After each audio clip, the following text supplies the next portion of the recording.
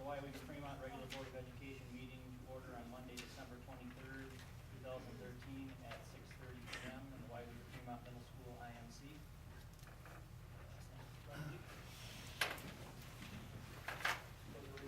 Flag of the United States of America, to the republic for which it stands, one nation, under God, indivisible, with liberty and justice for all. Three, roll call and establish quorum, please. Doug Ehrenberg. Here. Debbie Barta. Here. Tony Byer. Here. Neil Murphy. Here. Sandy Smith. Here. Four, the meeting was properly notified now. All Yep. parties listed. Number five, communication visitors, 5A, visitors. Simon.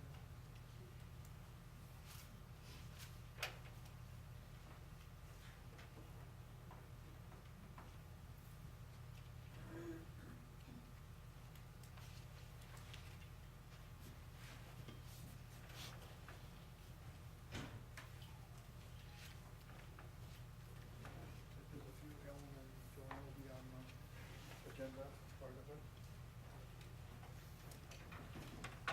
David? Yes, I'd like to address the board with a question. The question I have for the board is, what kind of message are we sending our children with regards to the fees for uniforms? When people that have curriculum activities have to pay for their uniform, and those that with extracurriculars do not. I think that message is clear, that it's more important to play than it is to educate. I'd like the board to address that when they look at those policies and perhaps make an amendment to change.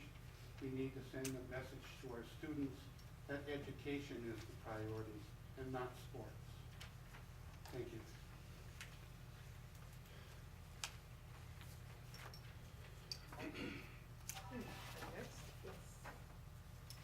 I'm not going to stand, I'll just ask you. It's come to my attention that this board passes on paid bills. There's no discussion, there's no checking into what's going on with people paying bills. Do you have a PO system, or can anybody just send you a bill and you'll pay it? It seems to me that we should be better stewards of the money. And maybe I'm wrong, but in all the years that I covered town and board meetings, I never went to a town or a city meeting where they passed on bills that had already been paid.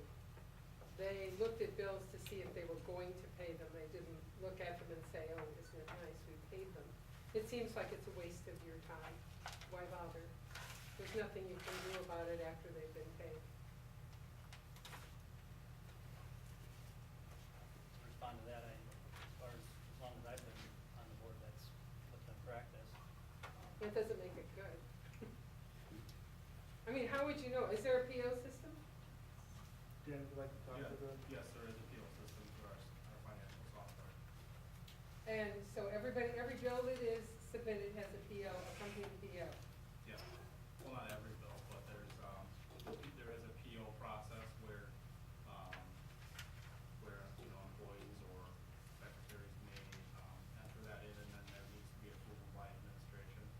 And then that process at the end of the month then goes to the board for a second approval, I guess. Aren't they already paid when they go to the board? Yes. How are you gonna unpay a bill? If there was an issue, then we would contact the company and work it out with them. We have very good relationships with. I'm not giving a refund. I get the check, I cash it, it's done. Yeah, once you've paid it, You know, kind of unless the you want horse is to settle out of it the before. barn. I can tell you that this is the way that every school district does everything. Is it a good way to control management of money? I guess that's your opinion. I'm asking, Yeah. like stating. Yeah, no, we don't wanna argue. Yeah. That was just it. Some bills, I think, we paid bills, a lot of them we paid it by the 10th, some by the 20th. There's some bills that have to be paid early, some have to be late. And I guess that's just the way it is. agree with you, I'm on a town board, and the bills are all made out and we approve them when we have a meeting. That's right, that's the way But most we only everything have works. maybe 10, 15 bills. I don't know, I used to go to the Iowa school board meetings and they never paid a bill until it was approved. Yeah, but I will some, call Iowa. some of Oh. them, you have to, like I said, they have to be paid by a tenth, you get discounts on something. So I mean, There's a it's, few it's, bills I that. know it's not a good way, but that's, So- you have any, There are a few I mean, bills that, what else are we gonna do? You know, I don't know, it was just when I look at it, it's like, here's all these bills, there's some for water treatment, there's some for, there's a lot of bills out there. And it's like, who's checking this? I will call Iowa school board. Find out if we can. Well- The bills themselves that come in through expenses incurred by the district are, the vast majority of them are built within the budgeting process. And if they're not built within the budgeting process, they're built within the departmental budget as a potential expense that could come up throughout the year. An example, let's say fuel, okay, for buses. We anticipate X amount of dollars for fuel in the 12-month period. That fuel bill varies from month to month depending on usage and need and how often we're running certain vehicles. Now, when the board approves the budget at the annual meeting, it's approving a grand total number, which is designated out to support the expenses that will be coming in throughout the year. So, in essence, the bills have been approved through the annual budget, but your point is well taken in the sense that we're billing or receiving bills throughout the year that may be unexpected or not known, depending on circumstances that come in. But typically, those bills are paid with expenses out of overall budgeted materials directed towards that purpose. This last week, we replaced the water heater in the high school. Okay, it was a bill with an unexpected cost. Within the maintenance budget, there's X amount of dollars to support that function and action. That's how the water heater will be paid for. That's just an example. And then Mr. Stewart and myself, building level principals, are empowered to use best judgment. We know our active accounts and the total amount of funds that are established district-wide. And if we are running in the red or near running the red, some hard conversations need to take place as to why, what, and where we're going, and to adjust that if needed. Sometimes there's rhyme or reason that goes with that. Does anybody get together when they come in and question them? Do you do the math? I don't know what you mean by questioning or doing the math. Can you explain yourself better? I can, yes. Last year, City of Weyauwega had a bill come in, they sat there, did the math on the bill, added, it was for a truck. They did the math, they added, subtracted, and found out that the bill had been calculated incorrectly. So I'm wondering how are you doing this? Because we don't see it with the school board. The school board is not going over these bills and asking questions.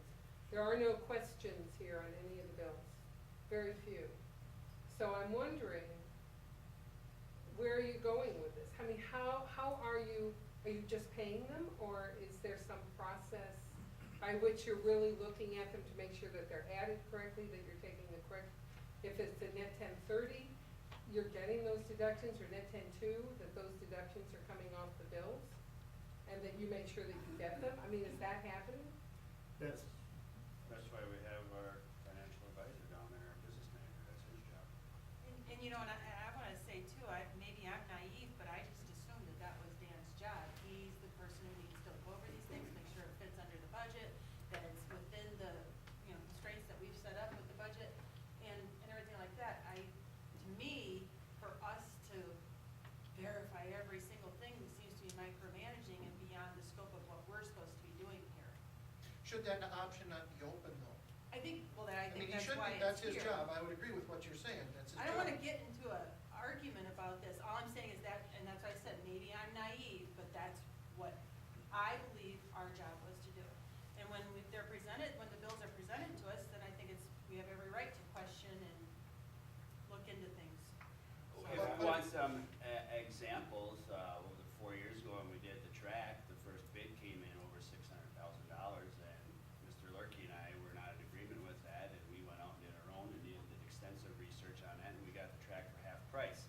But it wasn't paid for already. When we did it wasn't, but No. we checked into it. I mean, we're doing our homework on items also. It's not that we're just sitting up here, and we have all the bills that are in our financial report, we go over them. If we have any questions, we can come into the administration and ask them on the issue. So I don't, And you know, Scott sends a memo every week, and last week he did send a memo talking about the water heater and, you know, giving us a heads up, or actually a couple weeks ago saying, you know, whatever timing it was, you know, saying that there was an issue and this money is probably coming up and whatever, so he gave us a heads up of, you know, something that was additional and unexpected, so, And then the bills are audited every year also. Am I right? right?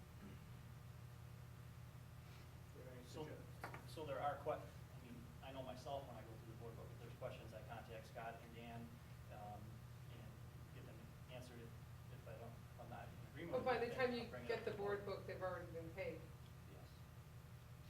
It would be easier to discuss if we could use current examples, but board books aren't available online, so it's kind of hard to have a They are meaningful online. conversation. No, they are not online. They I are looked the board tonight. books? They're December's not- late. I looked for tonight's, it isn't on there. It should be on there, I put it on there. It's not, It's not. I'm trying to look on it. No, I started a couple of days ago I looking put for. it on there, when did I post? I send them out on Wednesday, either Wednesday night or Thursday, unless something happened, it's not on there. No, And then wouldn't it be in both libraries? Did you check the library? no. Because it's, do you Yeah. send them to the library? then? Yep. If there's a routine, it'd be nice to follow that routine. though. It should actually be on the website. I apologize, I do that usually right away. It gets put Okay. on the website, If so. it's there, then that's Yeah. fine. But when you get them, by the time you get them, the bills are already paid, so Correct. it's already Right. water under the bridge, okay? So in other words, your approval is a formality, not an actual approval. Well, we discussed this, I remember a few years ago, and Dan's like, well, if push comes to shove and the board doesn't agree with the bill that's been paid, then we contact that company, wherever it was, and come up with a, plan from there, so. In fact, I remember you bringing it up this summer, since I've been on the board, you discussed this, about how, why are we approving bills that have already been paid, so I know that we've discussed this just in the last 6 months, so, Since I've been on the board, there was one evening in which the bills were not approved. And there was no results. Nothing changed. There was board action that did not approve the bills. To me, that's not. And logical. nothing What do you mean, changed. nothing changed? All the bills got paid, nothing got discussed, nothing got undone, nothing, in other words, the board did not approve. Did they not approve them, was it when I was here? I'm just curious, was it because they? It had to do with the argued about attorney it? bills. Oh, The attorney bills were too high, and That the was board did before. not approve the bills. okay. And the attorney bills got paid, and so did everybody else. And So to me, there was that's no not logical. undoing of things because they weren't approved.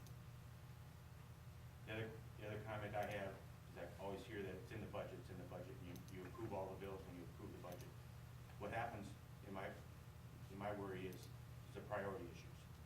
If it's approved in a budget, there are people that have the choice of who they pay, whether it's their friends, cronyisms, or not, and if they run out of money, then they start worrying about it. But as long as there's enough money for everything, everybody gets paid, and they can choose whether it's their friends or not, whether that's their Are we business. accusing somebody of something with that I could statement? make some for instance.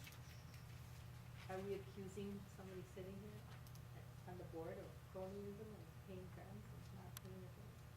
I think there's some examples. Okay. So are you also accusing? I'm not Or are accusing you just- anybody. I'm just looking Wait a at minute, this. could I finish my question? Or are you just asking questions? I'm just asking the question because, It's just not in logical. my life working and Yeah, and I covering will- boards and stuff, this is very strange to me, I to will my way call of thinking. Iola next week or. You can, I will. ask them and see if they do, but I would think I for good definitely will call stewardship. Iola. I mean, it's stewardship. You don't, And to that point too, there are many districts, some in this area, that approve all the bills, all the money that comes in, the minutes and everything on consent agenda, where they get a chance to look at it, and it comes here, and a motion is made, seconded, and that's it, like the hires and resignations. Some districts do it that way as well, which is fine, and I serve on a but they're number still of paying, boards. That's not a they're good still thing. paying. But it's not a good thing, but Because the that's not thing even is, open then. we wanna see, we live in a country right now where we are just rubber stamping a lot of stuff. You are the board, you represent us, you run this school district, you do. And you are the only people that are protecting us and making sure that their job is easier. And if you're not looking at this, if you're not paying attention, then that is not a good thing. We need you to be looking at what's going, to see, did that vendor take off the 10% that he's supposed to? I don't doubt that you're not doing it, but you need second eyes. I don't know any place that does it with one guy. You need more people looking at it, and that's your job. Well, I will say that it certainly is a team effort in the district. We have an accounts payable person who reviews all the bills that come in, and her job, then, that's the first line of defense. And she would contact the company, if she notices anything, for example, we're tax exempt, some places, sometimes we get charged tax, then we gotta call them and get the bill adjusted. Then they go to me, and, if it's a building level expense, that would go to our principals, and then I approve them as they go, and then the board sees them. So there are a number of eyes, and it is a team effort, and I respectfully disagree that they're the only ones that are jobs that protect your money, because I believe that my job is to protect the taxpayer money. Yours is, but by law, by the state of Wisconsin, they're the ones. You ever look at the bills? Yeah, I have. They're pretty, I know they're they're expensive. usually the same. I get it. Pretty same. I mean, we have about $5,000-$10,000 really. Notification process for notification and Yeah, or big seal ticket. bid, right? Big ticket items, so I mean, we can't sit here and micromanage every little bill. But leave the option open. Wow. If it were your checkbook, wouldn't you watch over it? Micromanagement, if you call it that? Wouldn't you wanna know where your money went? If it's a big ticket item and we have a question on it, yeah, we do ask. I called. I sat here for 4 years and we had $10,000 a year month lawyer bills, and I voted no every time. But they've already been paid. Well, yeah, but I was one person on the board too. So, And maybe the rest of the board needs to look at that too. well, Well, we don't have that issue anymore. But I mean, that's one of the issues, if you don't agree with it, you vote no on it. I mean, we can't sit here and go through. And it's not even always big tickets, sometimes something might come in for 150, not that it's not a significant amount, they all add up. But somebody might have a question on something for a $150 bill that gets questioned saying, is this right? What did it go for and why? A lot of times, there's some in here now, they're in here and then they're minus. You got minus 730, minus 600, so that got taken, it was put in, but then it got taken out. So I mean, do you have a better solution? I don't know. Call these other school districts, to see what they do. But I mean, the a lot of solution that schools- we're offering to the table, to the board, is to approve them prior to payment. Well, for one thing, you'd have to have more meetings, You'd because you have have to to have pay another- things on time. Yeah. To get your I was a discount. service provider for several counties, and I could wait up to 60 to 90 days for Wow. payment. Our milk, I mean, is it milk on, what's that, twice a month? They have to be paid twice a month. Well, there's some bills that we have that are automatically deducted Deduct. directly from our account, that, that we reconcile it at the end of the month, and, and then if there's an issue, then, we work it out with them, and then there may be a credit for last month, and it's just, You have bills that are automatically deducted yeah. What? I got bills that automatically deducted too. at your house, Of course. in your business? Yeah. Really? Okay. I mean, now they got them scanners, they come, they take your check or whatever, it's done. I got a lot of, I got four. Rachel? Okay, I just wanna say, a little bit, the only outlet the public has is to talk to the board members. So I guess when we come here with concerns, we're not coming here to argue, we're coming because you represent us, and that's kind of the my first comment is on new business 10E, board policy number 300, which has to do with creating a policy for the band rental. My request is that you do not create a policy for that unless you create a policy for, there was something in the board book about tech ed costs, any fees. So I guess my question is, why just band? Why are you creating a policy just for band?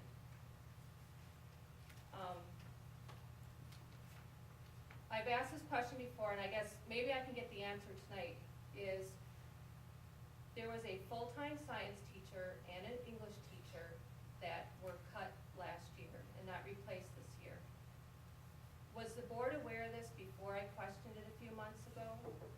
If not, why not? And can anybody answer why we didn't replace a science teacher and are sending the kids to a PACA? Can anybody answer that?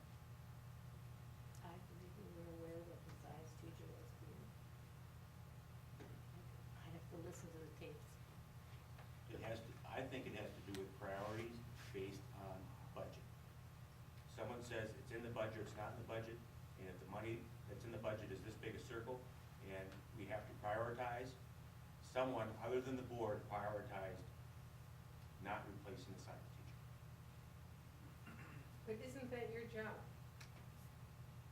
To I set think the we would- priorities? I think we would need to be in a decision-making position. That someone would have to come to the board and say, we are or we are not, what are your thoughts? Or it could happen that says, by the way, we're not replacing it because it's in the budget. We're not in the budget. So we weren't, I don't believe the board was put into a decision-making position. Have you ever read our board policy book? Yes, Both and also the Wisconsin statute, what the board does, yes, what their jobs are. yes. And so far, that last statement does not fulfill it. We don't hire, we can't hire and fire people. No, but you're the steward. It's your job. Policy 111. It's your job. Why aren't you doing this? I'm sorry you're disappointed in us. We're doing the best job we I can. know you are. I'm just saying, I have read your policies. Okay, well, can I finish? Okay, so, I guess the concern is the public, and this isn't just me, but I will speak as just me, as just my opinion, so I'm not accused of attacking anybody, is that I think the public is losing some trust in the school board because you're not putting, from your actions, you're not putting education first. And some of that has to do with the fitness center. That loss of trust was highlighted to me in that last meeting when it was clear that only one person on the board questioned the value of that equipment that you were gonna discuss and accept. And my question is, why didn't anybody else on the board look into the value of that fitness equipment? Could I answer that? I did. I Okay. called the man you talked to, who said he never talked to you, that he talked to Neil. You'll have to clarify that, what he told me. Okay. He said, I did not talk to Rachel, he said, I talked to Neil. He said, when I was given the information, I wasn't told how old it was, or how new I was, and I was just giving the statement off the hand. I called him the next day, and that's what I was told, so I did follow up on that. Okay, well, I definitely talked to Wayne, but Well, he Wayne doesn't did wanna not get. remember you. That's fine. He doesn't wanna, he's concerned that someone's gonna get in trouble based on how far this goes. Whether it's legally, that somebody is handing out information to the school board that's not based on facts. Well, I'm sorry, he told me he did not talk Okay, to you, so he so obviously lied. If Wayne is questioning that he didn't know how old the equipment was or knew anything about it and it just gave a price, is it okay for the school board to take that price? I Without didn't doing take a any pri- we- research of their We own? did not take a price. But you were considering taking the price based on a motion prepared by Mr. Black to accept it at $59,000. Was that three? So I guess I board question, members? why now are you asking other citizens to bring forward their information? Why is the board not asking administration to do that? It's not a secret, the value of used equipment, so I guess I question that, and I still wonder, why is a district paying a booster club bill? Why is that okay? Nobody can answer it except to sit and somehow make us feel bad that we are doing something wrong. I feel bad a lot too, because a lot of comments are made very negative towards us, or cronyism and comments like that, I think are very, very sad. So my question Makes it is, very hard why to is come the here. board, why is the district paying Booster Club bills? I didn't know we were there. Can I Thank you, address that? Scott. Yeah. Okay, I think you're referencing the, $250. yeah, the $250 for the layout Bigger design plastic of the potential fitness center. Okay, long before the Booster Club ever got involved with this conceptual idea or the process of enhancing our potential, and I use this word potential because that's, all this is potential. This isn't even on the agenda nor is it a topic of question or concern today, but we'll entertain it. Okay, so long before the Booster Club ever stepped up to the plate with their concern about enhancing or creating a new fitness center, there were individuals within our district that collectively talked, say, how can we improve that part of our school? Yes, people that were directly involved with working with students, not only in physical education, but in different activity classes and our co-curriculars. What can we do to improve it? I actually met with the group, and I said, what are your ideas? What can we do? You know, do we build something new? Do we remodel something within? What are some options that we can look like, okay, or potentially look at? So fast forward to the summer prior to the Booster Club stepping forward, and they had an interest of moving this forward, and they said, we would like to get some plans built up, and I said, great. As a team internally, we met with several people that would like to do the same thing to get a layout of what potentially we could utilize in-house someday if our district ever moves forward. Those documents are the district's. One of the concepts was to look at the existing IMC on the high school, which is now a study hall area. The approximate square footage could potentially house a fitness type center. It would be an internal configuration, and the model which was developed through Bigger, Faster, Stronger would fit within there. Not the auxiliary room, but the general workout area. So to me, to the district, that's a valued piece of equipment that we could have potentially used, saying the fitness center never materializes out. It's a piece of documentation that we can use. If we create a space and we feel that, hey, this is the space we want to do it, we can use that information to create the environment which would best suit our potential needs. So that's the purpose of the bill that was paid by the district and the intent behind it, noting that ultimately, whether it's built or not built, that document could support the creation of an upgrade within our district. I hope that addresses it. Was it not a 3D rendering on top of the 2D rendering exclusively for the new addition? And used in the Booster Club pamphlet. Yes, correct. Yeah, so now you're trying to tell me that it was for the library. I'm gonna say it as nice as I can. That's BS. I think we should, Well, and since it's not on the agenda, the fitness center, because now that they've turned in policy 665, and if you read that policy, now everything's being done out of the eye of the public, and we don't know what's going on.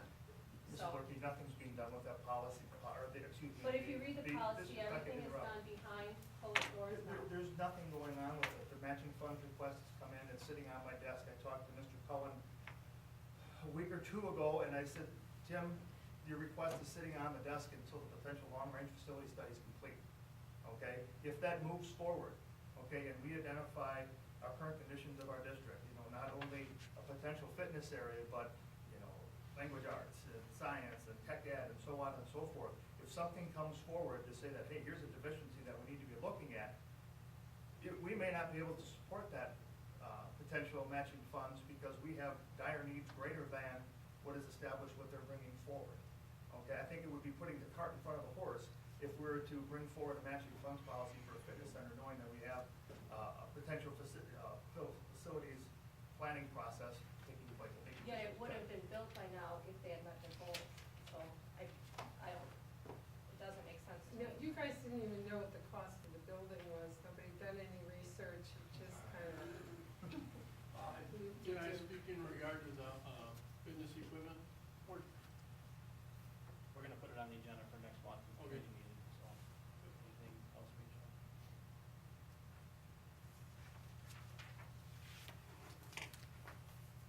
Mr. Lurk, I don't appreciate your comments to me to say that I pulled BS. I just want to clear that out. No, that's fine. I think we'll end it with that. Respectfully, I don't appreciate being called in stating that my comments were BS. I am a man of integrity. It's a way of I am- covering your just tracks. Let me finish. I am a man of integrity, okay? I am a man of doing the right thing for children and defending children and creating environments to the best of my ability. And in a public forum, stating that a statement of mine is BS, I feel is inappropriate and not warranted in this environment. Your boardmanship was lacking. And if you think you can convince me that when you pay a $250 bill for the booster club to put a 3D overlay on a 2D drawing and now claims for the library, I will say it again, you're covering your All tracks. right. You are Okay. Moving. being very. John? I just was trying to read through policy. Is it correct, I assume that you're not allowed to speak to something that isn't already on the agenda? I don't You see are that correct. in here. It was a question by the visitor, so we're trying to address that Oh, okay. question. But that, it doesn't say that in the rules though, does it? That we can't address an issue that's not on the agenda? You can ask a question, whatever Okay, question. you okay, have. okay. So just two things. First, goes back a year ago relative to safety in the school system. For your information as a board, I have requested conversation with the two counselors in the school to visit about school safety from a compassion standpoint. And copied the administrator as well as the high school principal. That meeting will take place very shortly. I hope to see that on the school board agenda in regard to what's been done relative to school safety. So often we wait till a crisis to address issues. Just like to, as a citizen and grandparent, be assured that some action was taken from something that was discussed a year ago. Second, would like to reiterate point made at the last school board meeting relative to entrusting in all of you this decision relative to the fitness center. After leaving the meeting very concerned because there was evidently no indication that there was any capital budget or operating budget or any sort of business plan that be done, I would encourage you not to consider and entertain this subject or let anyone from school administration or staff participate in such a venture until you see something professional here. I did approach the Booster Club in terms of a business plan. I've got no response back from them in terms of offering to do that, yes for a fee, but I sent them a 2-page outline and proposed them. They're sure welcome to go get that done from someone else, but I strongly encourage you not to entertain this subject of a near $1 million adventure, or at least the operating cost of that, without having something more professional than what I've seen and heard to this day. Thank you.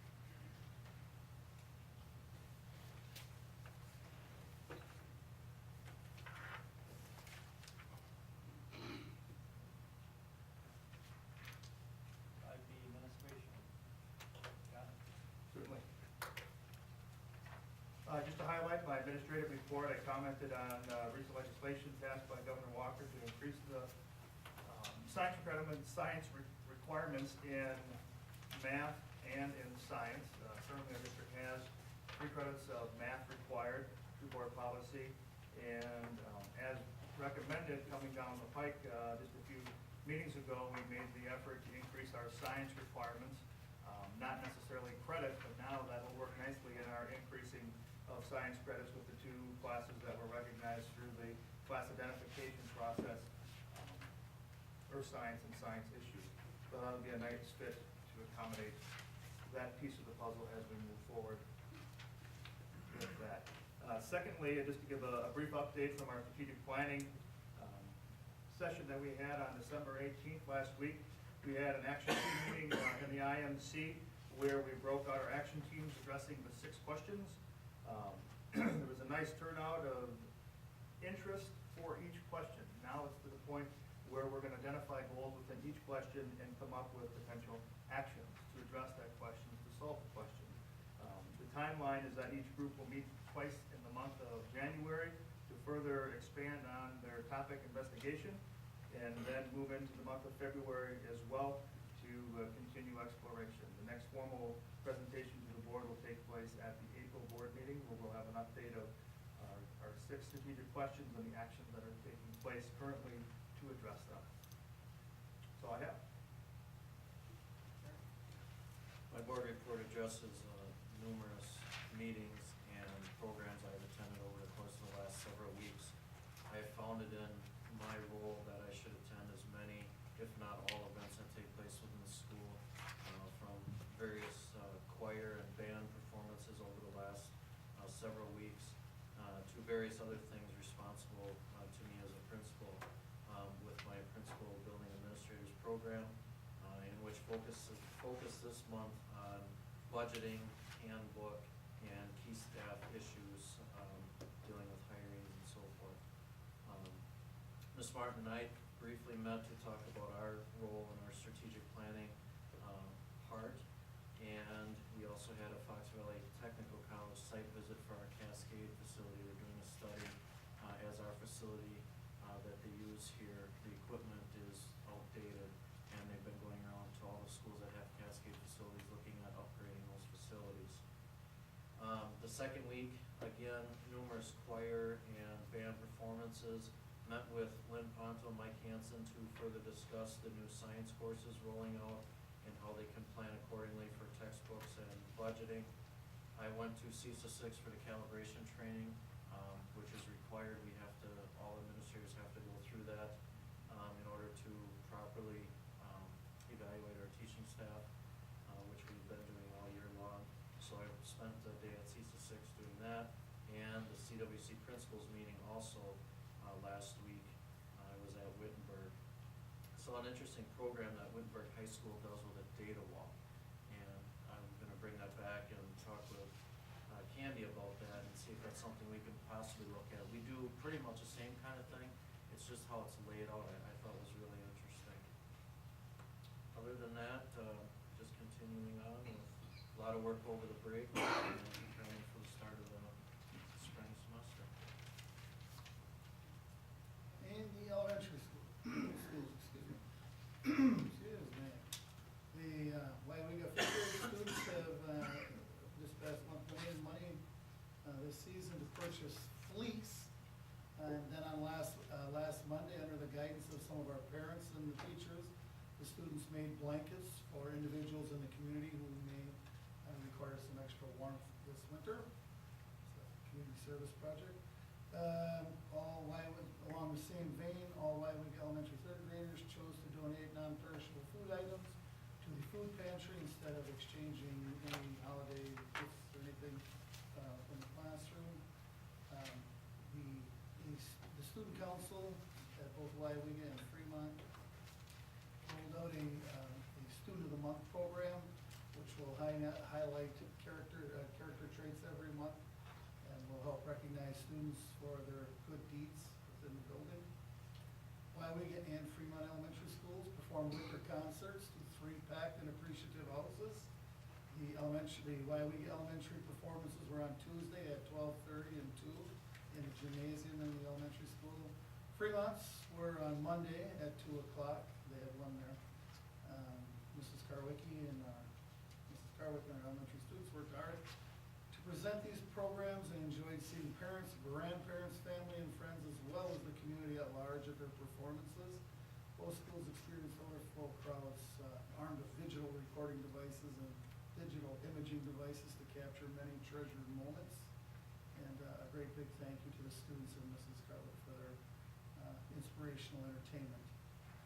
Also, I'd like to just give a bit of a shout out to Carrie Grumman in the high school choir, who sang holiday songs for our students during lunch on Friday. That would have been their 4th hour. And it just worked out well that they could come and sing on stage while our students, so it's kind of a dinner theater situation for our elementary kids. Also, I'm gonna have it in here a little bit later, Mr. Schmidt and members of his brass section came to the elementary school in Weyauwega and Fremont and performed Christmas songs. Students enjoyed listening to the low brass instruments, and kids automatically began singing along with the different numbers, which was kind of fun, and clapping along with everyone. They were outstanding, and the students really enjoyed the performances, so thanks to those high school students. It's one thing little kids are always look up to, those high school kids, so That's kind of a nice thing, and I'm sure they probably recognize either relatives or neighbors or friends.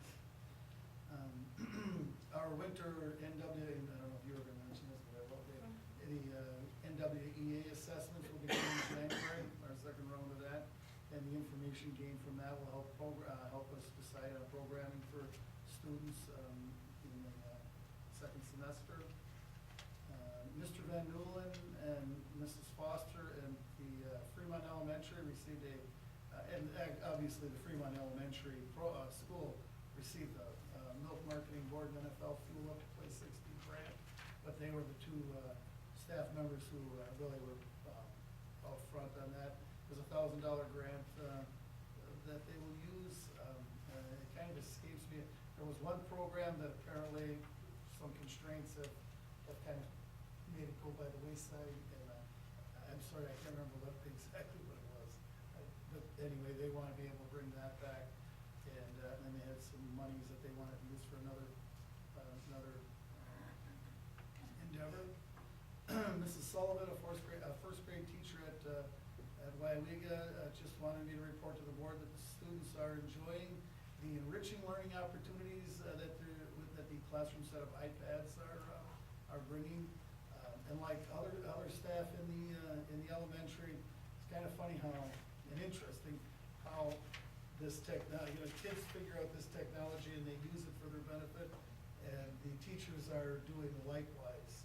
I was in the room, as an elementary principal, it's great to go in a classroom because the kids just love seeing you, and there's so many things they want to tell you, and sometimes you feel like you're being a disruption, but it's just fun to go in there. But the other day when I went in Mrs. Sullivan's room, they kind of gave me a cursory eye, and they were right back to their work, so you certainly know they're very much engaged, which is good. I'm coming around to the end here. Mr. Schrader and I were able to come to the step reception that was in here. That's for our senior citizens who perform valuable duties working with tutoring students in the district. And Mrs. Ryman runs that. They have a nice program here. And so we're able to tell those folks thank you for all that they do in the district. The Fremont Drama Club had to play North Pole Exposure. That was performed twice on Thursday, the 12th of December, in the Fremont Gymnasium. 22 students from the drama club, and they do this on their own time after school, representing the 3rd, 4th, and 5th grades, perform songs and dance as well as twirl and amuse two packed houses. The students met every Tuesday night from 3 to 4:30 and are under the direction of Mr. Van Newlen, Mrs. Tim, and Mrs. Grower. And if anybody saw that, it was a great performance. Just the choreography, and there was no break in the action. It was just constant entertainment. They did just an absolute marvelous job. And I guess that's about it. So, My board report this month is to highlight the school counseling program, both at the elementary, middle school, and high school level. So I know in just a bit here, we have the guidance counselors on here to present, so I'm gonna let their presentation stand as my monthly board report. I have just a few items and then we can get rolling here. At your station, you should have found a bound copy of the audit report that we talked about at the last meeting. Just wanted to give you that for your reference. If you peruse that, and if you have any questions, feel free to let us know. In the board packet, the medical and dental summaries, I just wanted to touch on those slightly.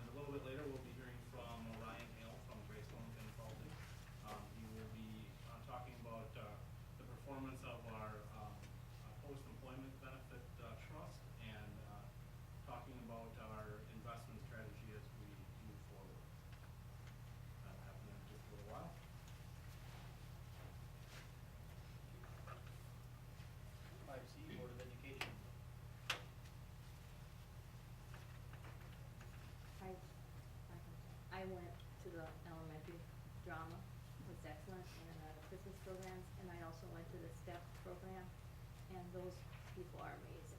They really are, and they were so complimentary to the teachers and to the staff, and the kids, they love being with the kids. In fact, I can't remember who the person was, can't we increase it? I can't, because so many people are asked if they don't follow through, so it was excellent. One gentleman said he doesn't know what he'd do 2 days of the week if he didn't come here, remember? So it was really excellent. Enjoyed it all, thank you. I attended as well. On my Friday mornings when I'm volunteering at the school, both in the newspaper and Mr. Nowak had explained to the student of the month thing. And I thought that was nice, thank you. And it's good to see administration at meeting the after-school activities, thank you.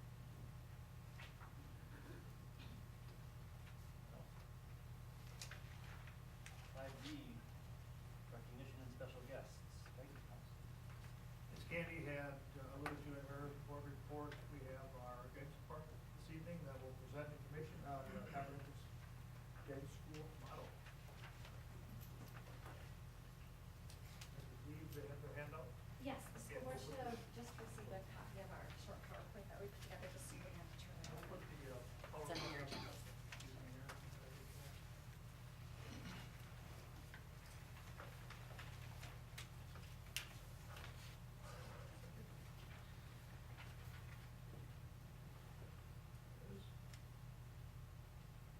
You can introduce yourself. Yeah, that's part of the I think I know. PowerPoint. You're ahead of me. There you go, Dan, always watching. So efficient. Okay. That's not the first one. Oh, I'm sorry.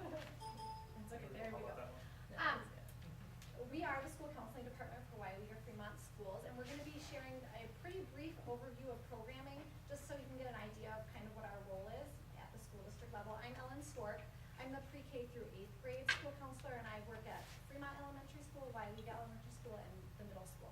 My office is housed here, and then I use the speech and language space when I'm at Fremont on Wednesdays.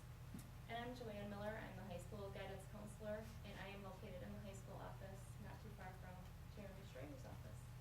This is my 3rd year at Weyauwega-Fremont Schools. Prior to that, I worked for 7 years in the private school sector and also at a public school as a high school counselor. So I'm just wrapping up 10 years as a school counselor. And I have a little bit of a unique situation. I've been a counselor for 6 years, I believe it is now. And I started out in internship in Menominee Falls and went to Nakusa, and then I came to Weyauwega-Fremont. And then I took 8 years off to stay home with my kids, and now this is my 2nd year back. It's returning. The Weyauwega-Fremont School Counseling Program is based upon the following. So just to let you know, we didn't come up with it ourselves. We're actually following national and Wisconsin models. So we are following national school counseling standards, namely the American School Counselor Association that put out a national model, and the state of Wisconsin adapted and adopted that to fit Wisconsin standards. So we're following the WCSC model for Weyauwega-Fremont schools.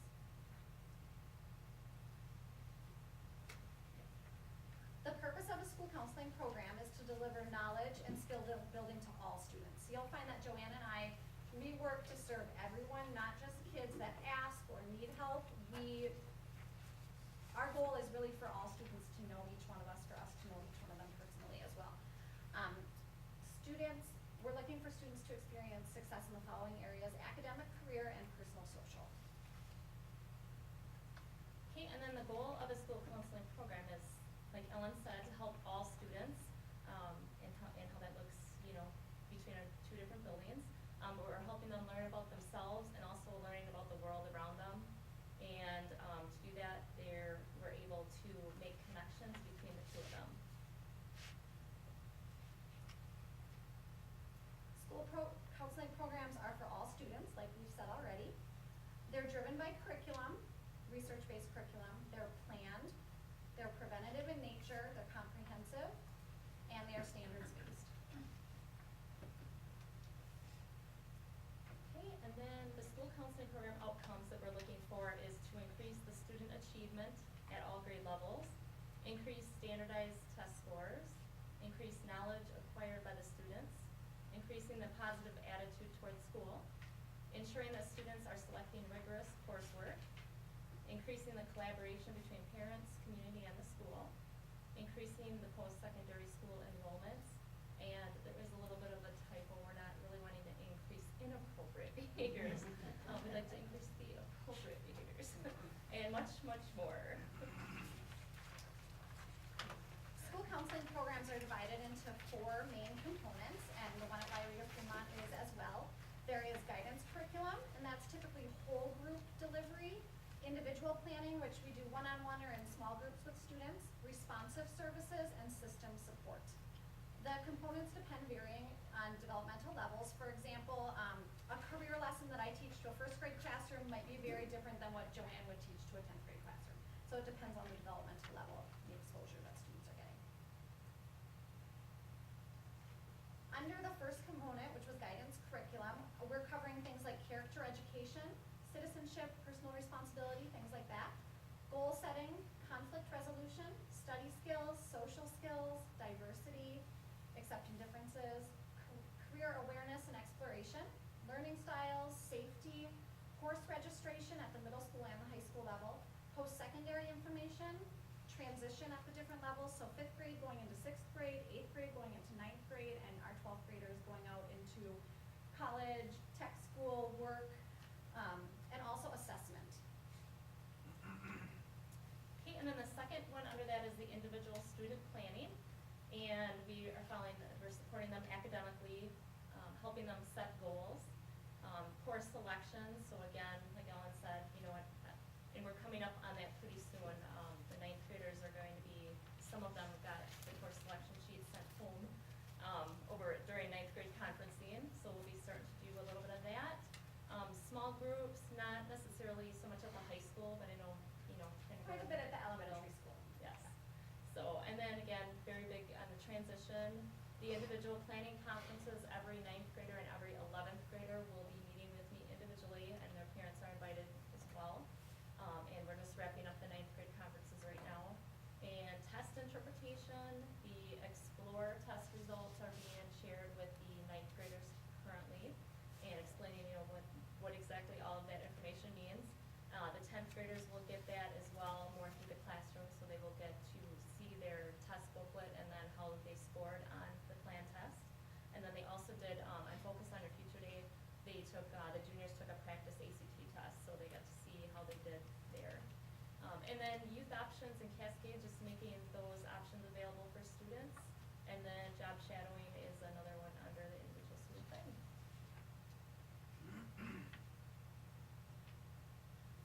Then under responsive services, we're looking at, sometimes students are missing a lot, their attendance is becoming a problem, we get involved. Conflict resolution, individual counseling, peer mediation, referrals as needed, anything that maybe is a mental health or possible suicidal thoughts, things like that, we make sure to refer that to the appropriate channels. Any referrals that we get and we make, IEP support, and then small groups, and then crisis counseling as needed. As far as system support, we kind of support each other as an administration with teaching staff, anybody that really works for the school district, parents, anyone.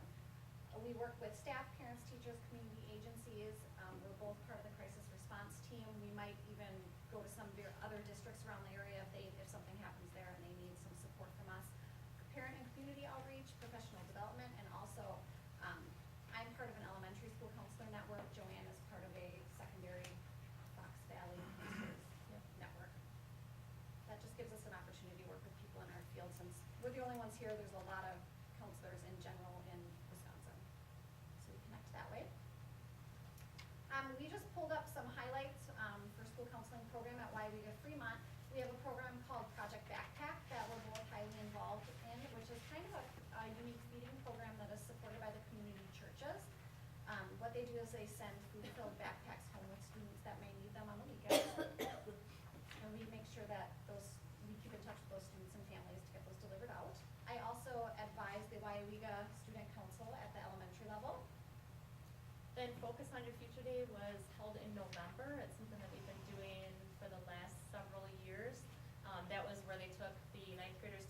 floor, 10th graders took the plan test, the juniors took the practice ACT, and then the seniors had a senior seminar where we had guest speakers come in about different career options and, different tools that they might need to be successful or be aware of after they graduate from high school.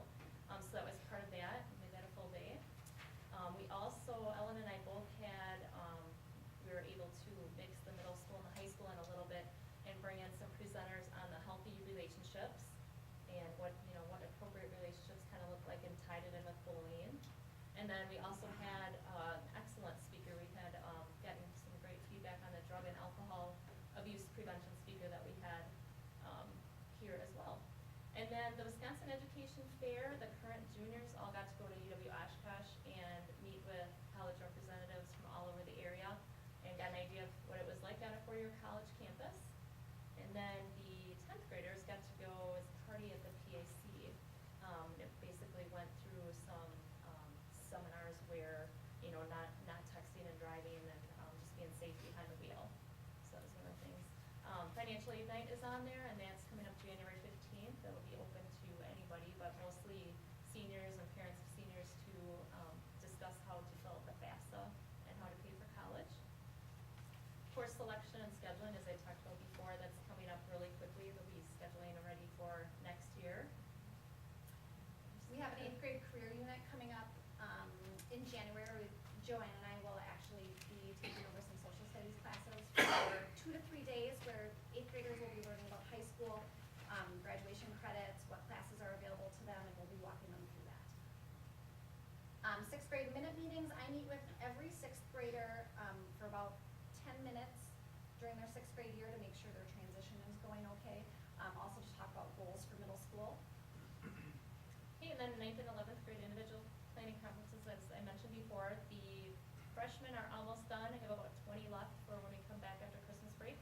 And then we have the 11th graders will probably be starting in February and March. So again, those are a great opportunity to get to know the students more and, help guide them in the right directions for the future. 8th grade transition night, Ellen and I will do that again together in Mrs. Martin, where we will have all of the incoming 9th graders be invited to come in and finish out their scheduling process, get to know some of the teachers from the high school, go from there. 5th grade individual planning conferences is something new that I'm looking to start this spring. You've heard Joanne talk about the 9th and 11th grade ones. You notice they're all kind of at the time of transition, so I'll be looking to do that with 5th graders and their families, about 20-minute individual meetings, probably April and May this year, to talk about transition to middle school individually. Student of the Month character trait recognition, I believe Mr. Nowak touched briefly on that, and we did have a meeting with the entire school on Friday. Student council and the school counseling program will be getting involved in that. Student council actually voted on the character traits that we'll be using for the rest of the year. We'll be doing some school-wide things to enforce that as well. I also write a monthly elementary newsletter for parents. And mine is more of a quarterly high school newsletter. And then college applications, those are well underway. Many students have applied, and there are a few out there that are still working on that. So that's a continuous process. The award banquets, both Ellen and I do various award banquets. Mine is in May with the senior class, so they'll be awarded, scholarships and different things to help them pay for their college. And the 8th grade award banquet that is will be planned between myself and Mr. Schrader will be the last week of school. And then before we know it, it will be graduation, and we will have made it through another school year, so that's a big part of it as well. And then I just have last is the scholarships, so that's a big part of March, April, and May for me, is organizing all of the scholarship committee teams and, making the appropriate monies available and things like that. So, so we just have the resources that we use, and we appreciate your time and listening to us. I know you guys have a busy agenda, so we won't take much more of your time. Thanks for letting us come speak. So, thank you.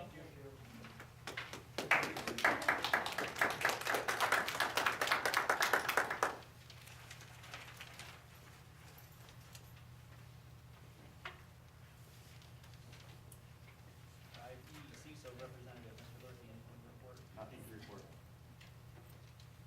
F, legislative liaison, Mr. Black. Just one item, and I believe I mentioned it in the weekend memo, more bill action, now law through state legislation. With the mascot follow-up, Governor Walker signed legislation that changes the parameters of mascot identification for local school districts. Weyauwega-Fremont School District is uniquely one of few that maintains the nickname of Indians, which we proudly support and model in positive ways. Prior, one person could make a statement or issue a concern of the mascot, in which could start the process for the removal. New legislation dictates that 10% of your district membership would have to file a complaint for that to come forward. So for a district of 872 students, approximately 87-ish people would have to come forward. The Department of Public Instruction, State Superintendent Tony Evers, as I followed up, didn't necessarily support the action of the governor on this, stating that we shouldn't be promoting stereotypical mascots within. The governor does reflect on that as well, but he does state that it's a local choice, it's a choice of free speech, and that communities should be able to work collaboratively to maintain an image which they would like to portray. So, Scott, update on that. can I ask you, did they actually pass the law now where they would have to take the 3 signs that couldn't have the letters?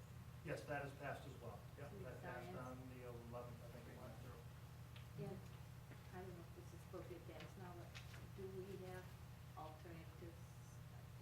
Yes, with the new additions of the science For- classes that we just implemented along, we've got transcription credits in science that, for our Agri science. I noticed that Agri also count science for counts, and science computer credits as well. science, that What's might that? count. Animal care and vet Computer science, Yeah. the two in that area, but they are cross-curricular, whereas child can earn credit as a science credit as well. Okay, thank you. Five G, school board rep, abstaining and not yes. 6, approval of previous meeting minutes. 6A, regular board of education meeting November 25th, 2013. Yeah, I'd like to address anything. Neil and I spoke a little bit about possible tweaks to it. Are you talking about board minutes here? Yeah. I also talked with you on it. I don't know if there was anything else drafted or changed. Well, I went through it and I did not find where the original motion that a official vote was ever done on the original motion. I went through it a couple times and did not, Back through it and she watched it twice to see what actually took place. I went through it a couple Bid times and waiver? it, Is that, we're gonna refer to the bid waiver on that, or you wanna start at the I'm not sure which one you're on. textbook adoption bid waiver request, 912 times. page 5. What page are you on? Page 5. Thank you. Mhm. We didn't vote on it? We did. I went through We it. did vote on it. We voted on the amendment, but there was never an official, I don't have, an official vote on the first original motion. That could be. Was that- And I went through it, I went through it. Which video did you watch? The school video? Yeah. I don't There- have access to the school video as easily. But it as- should be the same, I would, It should be. yeah, it should be the same. In as my, ever. in my review of the YouTube video, is there was clearly 2 votes. There was a vote for the amendment. and There a was- vote for the original, the amended motion. If you look at that, that is, there should be The a one you're copy of handing out it. here? Correct, yeah. And then original motion. Yeah, we voted twice. On the amendment, not on the original, not on the original one.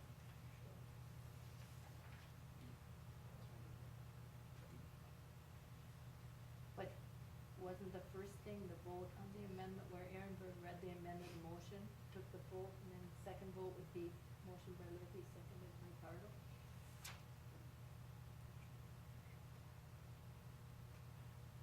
I don't know. I went through it several times, and it's, both times when there was a vote on there, it was referencing the amendment, not the original one. It was the amendment. Okay, the one that you've handed out here now is the first time I've seen it, so let me take a minute to digest Mhm. this. Motion by Lurky, second by Bartle, to amend the original motion, adding 2 words. Adding the word "one" and the word "time," 2 words. Correct. And that motion second was asked me as a Correct. vote, we all said yes. Okay. He's There's a unanimous vote to amend that, agreed to the amendment, yes. correct. Yep. And then there was So there's a motion and a second, and a unanimous vote, yes, correct. okay? So that should be listed as a But that vote. was to the amendment, correct? Correct. Okay, That was correct.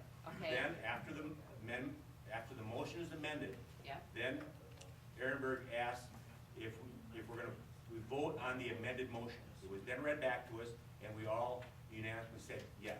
correct. So there's two votes, not reflected in the minutes. That's why I asked her to, we went back through them and. But they were Finish this both up. on the amended, There's No, no, we voted, we Voted. voted to make the amendment, then we voted to, on the amended motion.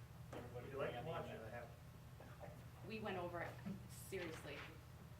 So that's what you're saying, the one of the votes is for the original one, and the other one was for the Right. amendment? There was It not was- the sentence it that was- starts with Doug. It was Doug asked confusing. if everyone was in agreement with the amendment.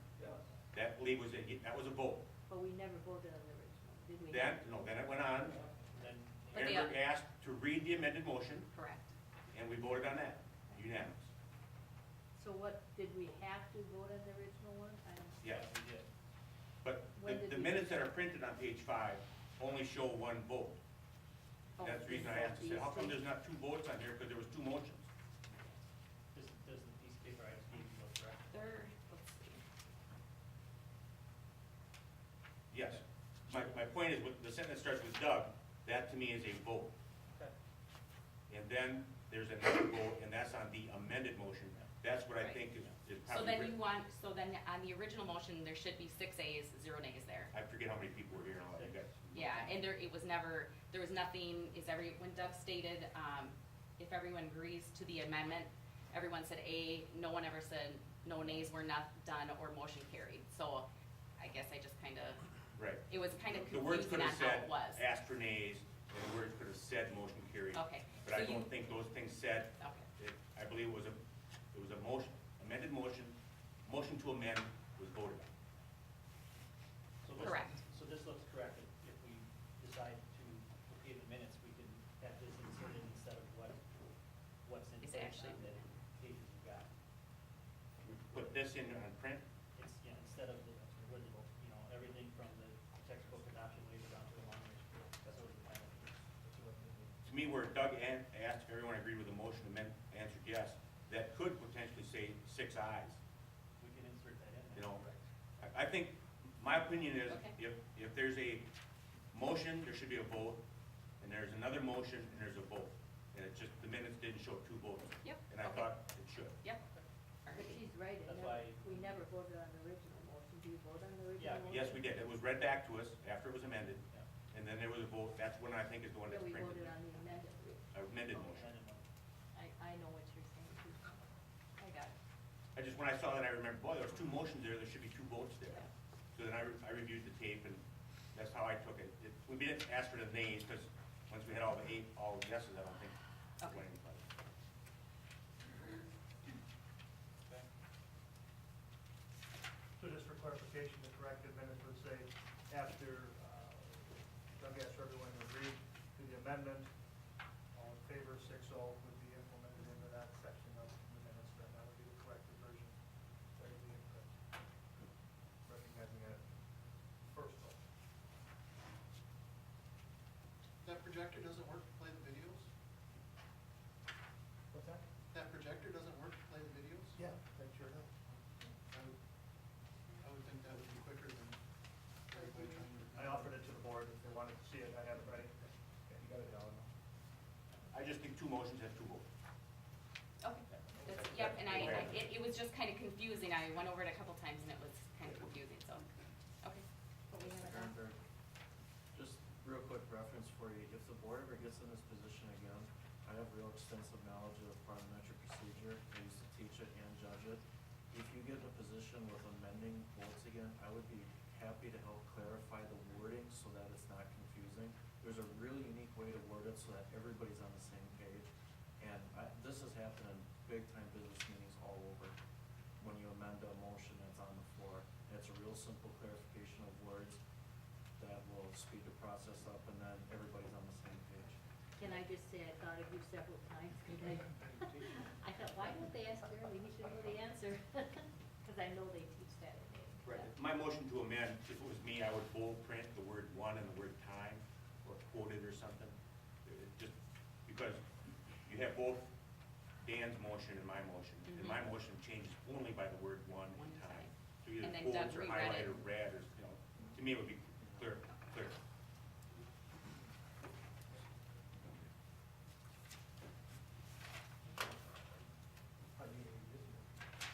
I was gonna say we need a motion. I'll make a motion to approve the Monday, November 25th board meeting minutes with the amended, With the added. with the added information. clarification. As corrected, That's correct. is one good way to say it. I'll second it. Dan, second by Tony.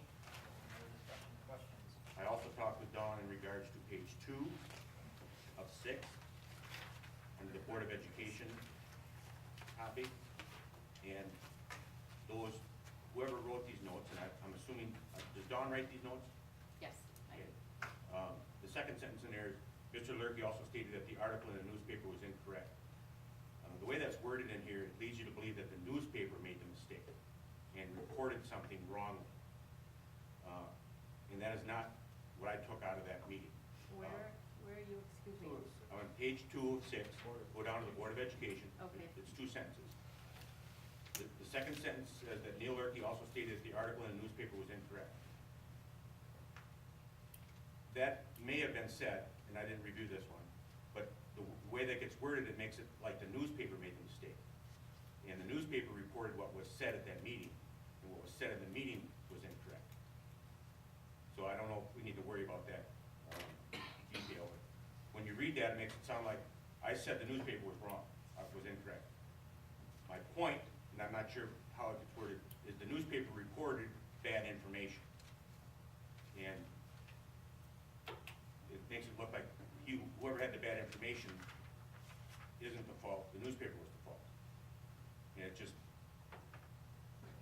Mr. Ember, could I interject here? I think you're referencing when that was a comment on the press box and matching funds policy and the potential usage of that prior in that conversation of when, I think you had asked for some historical data on when we had potentially used that, and I referenced the booster, or the press box. That was wrong. Okay, that was wrong. That was in the 2001-ish era before the policy was even created. And I know Neil and I had a conversation after that saying that, hey, the policy wasn't great in 2005. So that was a poor example, and openly, yeah. That was Can you just clarify on that? I was reflecting on different projects the Booster Club had been involved where parties had, but it now makes the minutes that the newspaper was incorrect, which, Well, it just says the article is incorrect, it doesn't say who. Is that why she's not here tonight? Did you?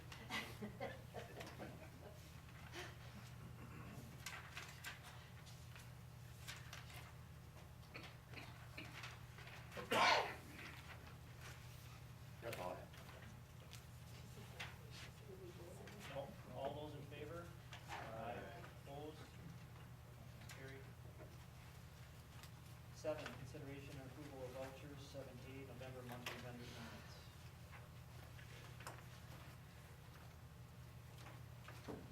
I'll make a motion to approve the voucher payments, vendor payments, as written. I'll second. Discussion, questions? On page 1, there's 3 line items on the top half that start out as staff wellness team challenge. And I guess I was curious as to what that is. The staff wellness team challenges are initiatives that are put together through the wellness committee, to support health and wellness, and there's incentive rewards for the participating people that qualify or win the events. It's varied activities since the beginning of the year. Is it performance-based or attendance-based? Participation is the key. People are doing something. They're following the parameters of the activity that's going on. And I guess, is there a measured results to that, or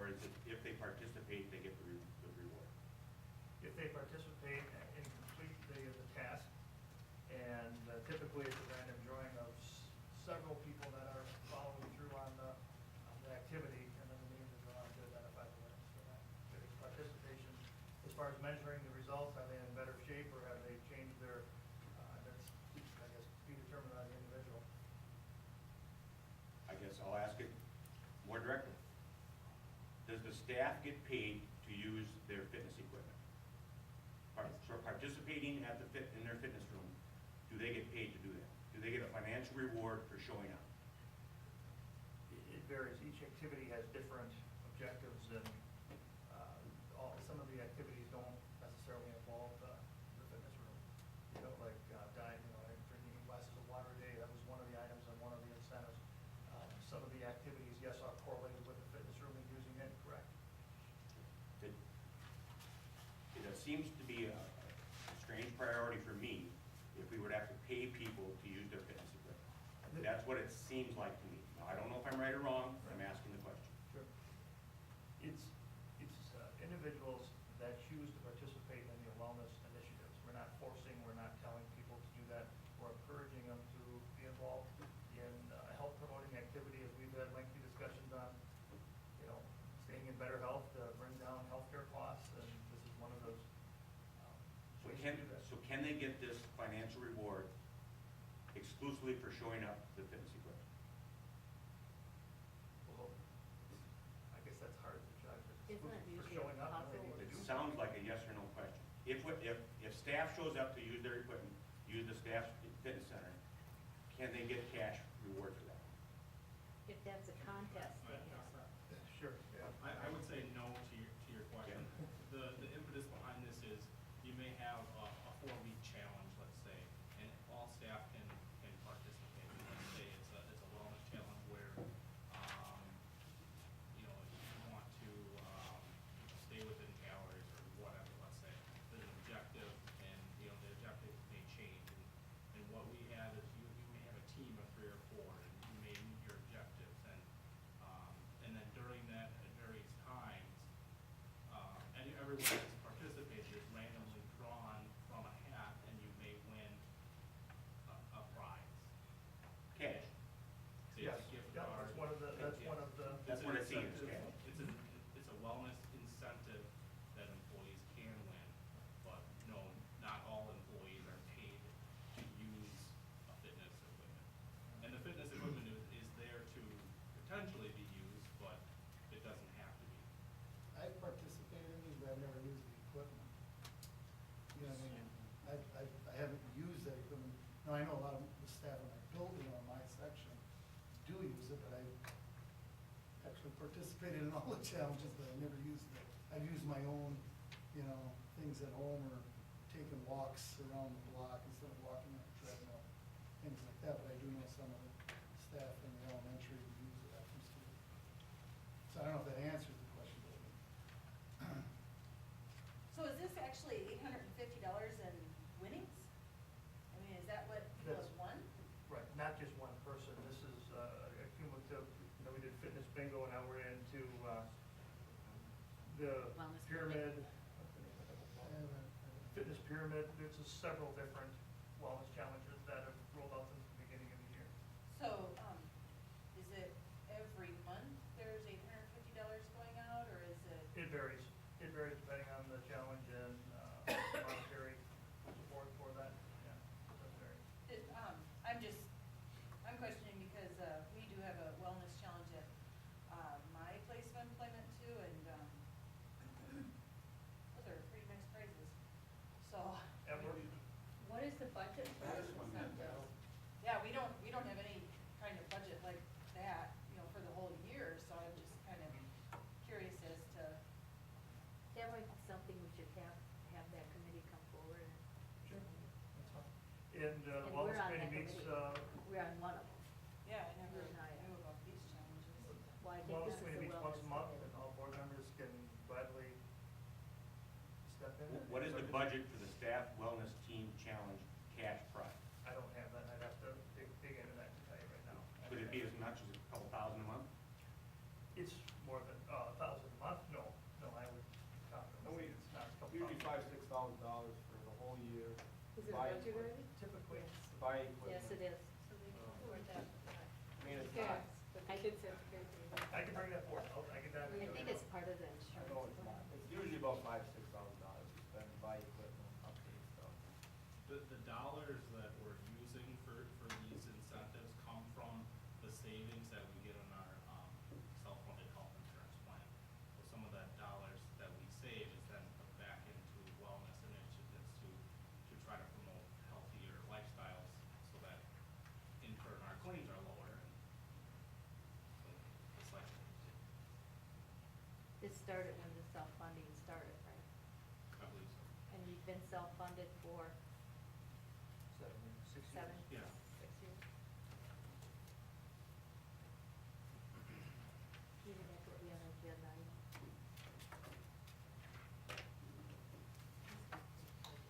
It's rather difficult for us to review and question anything if the board books aren't available, so.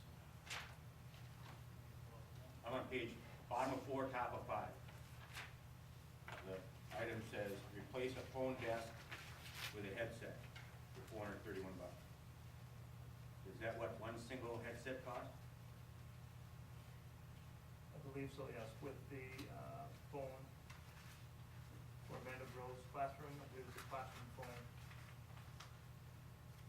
I'd have to drill it specifically to find out if what it was for, but that's what it appears to be, a phone. I guess, you know, that's where I sometimes come into the, well, it's in the budget, but is it a priority?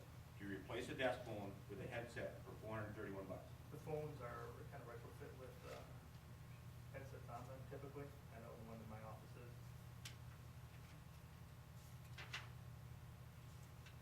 Oh, I think if we asked you ahead of time, then you could come prepared with the answer. I certainly I know I could, I called know. you ahead. On page 1, we had the $850, and if we go to page 10, we'll add another $500 to staff wellness. So now we're up to $850 plus 500, 8, 9, 10, 11, 12. That's $1350 for the month of November. It doesn't reflect just the month of November, it's prior. It's the check dates is all I was looking at.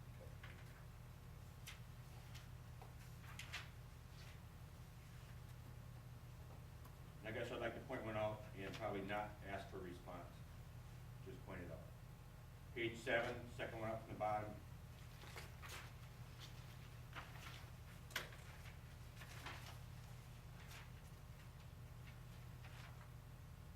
That's all I have.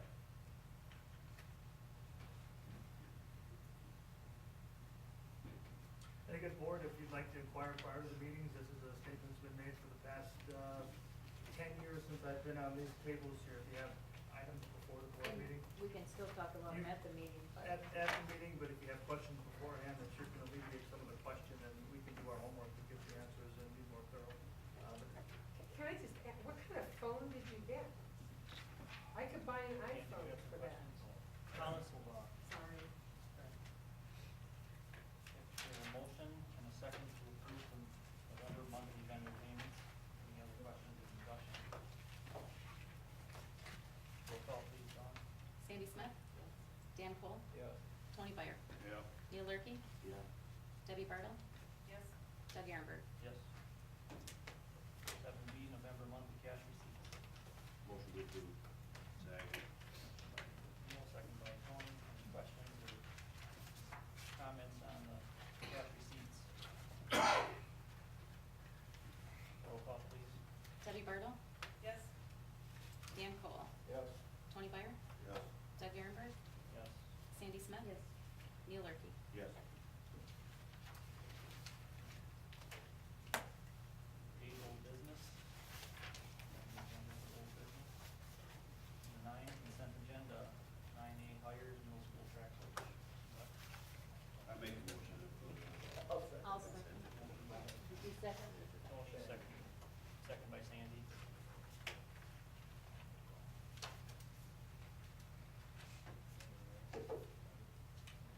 All in favor? No. Is it roll call? No, it is not roll call. Aye.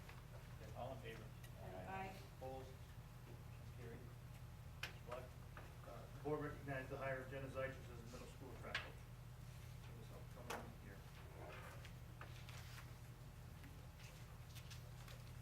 10, new business. 10A, board policy 733, energy management. I'd ask that to be on the agenda. I was just looking for some follow-up as to if that's been enforced, if there's any charges for classrooms that have many of the items that policy 733 says belong in teachers' lounges and not in classrooms. And I was just curious if that's been looked at. Since your question was brought up, I have Mr. Schrader and Mr. Nowako and do some walkthroughs, email exchanges with staff, and gentlemen, why don't you share your findings? Yeah, like Mr. Buck said, I went through and, the building and then surveyed staff, because there was the refrigerators and some microwaves and some other items. So I, had a list compiled and then, asked the staff about, the purposes. Some things pretty interesting. To start off with, over in Fremont, the PTO bought all of the refrigerators there, over there. So, I don't know if I'm thinking they belong to the school, but if the PTO bought them, I don't believe that they bought them, for the teachers. So, whatever, I think they belong to the school. Over here, there's a number of them in classrooms. When I talk to teachers, the general consensus, or general, especially in the lower elementaries, teachers have them for a couple of main reasons. But the biggest one for us is milk. Snacks that need, like if kids are bringing yogurts, or things that need to be chilled. But probably and teachers will keep their own, like lunches in there and things like that, they bring cold lunches as well. But one of the big ones they've found is, when the kids come in from outside, I don't know how familiar everyone is here, but they'll come by the milk cooler for milk break. And so the kids will just they'll take their milk on their way in from recess and go to the classroom. Now, that's not universal, but a number of classes will. And what you find is, at least what the teachers are reporting to me is, especially the littler kids, they don't drink a whole carton of milk at one time. So the teachers will keep the milk in the refrigerators, and then the kids will drink them a little bit later, if, with a snack and things.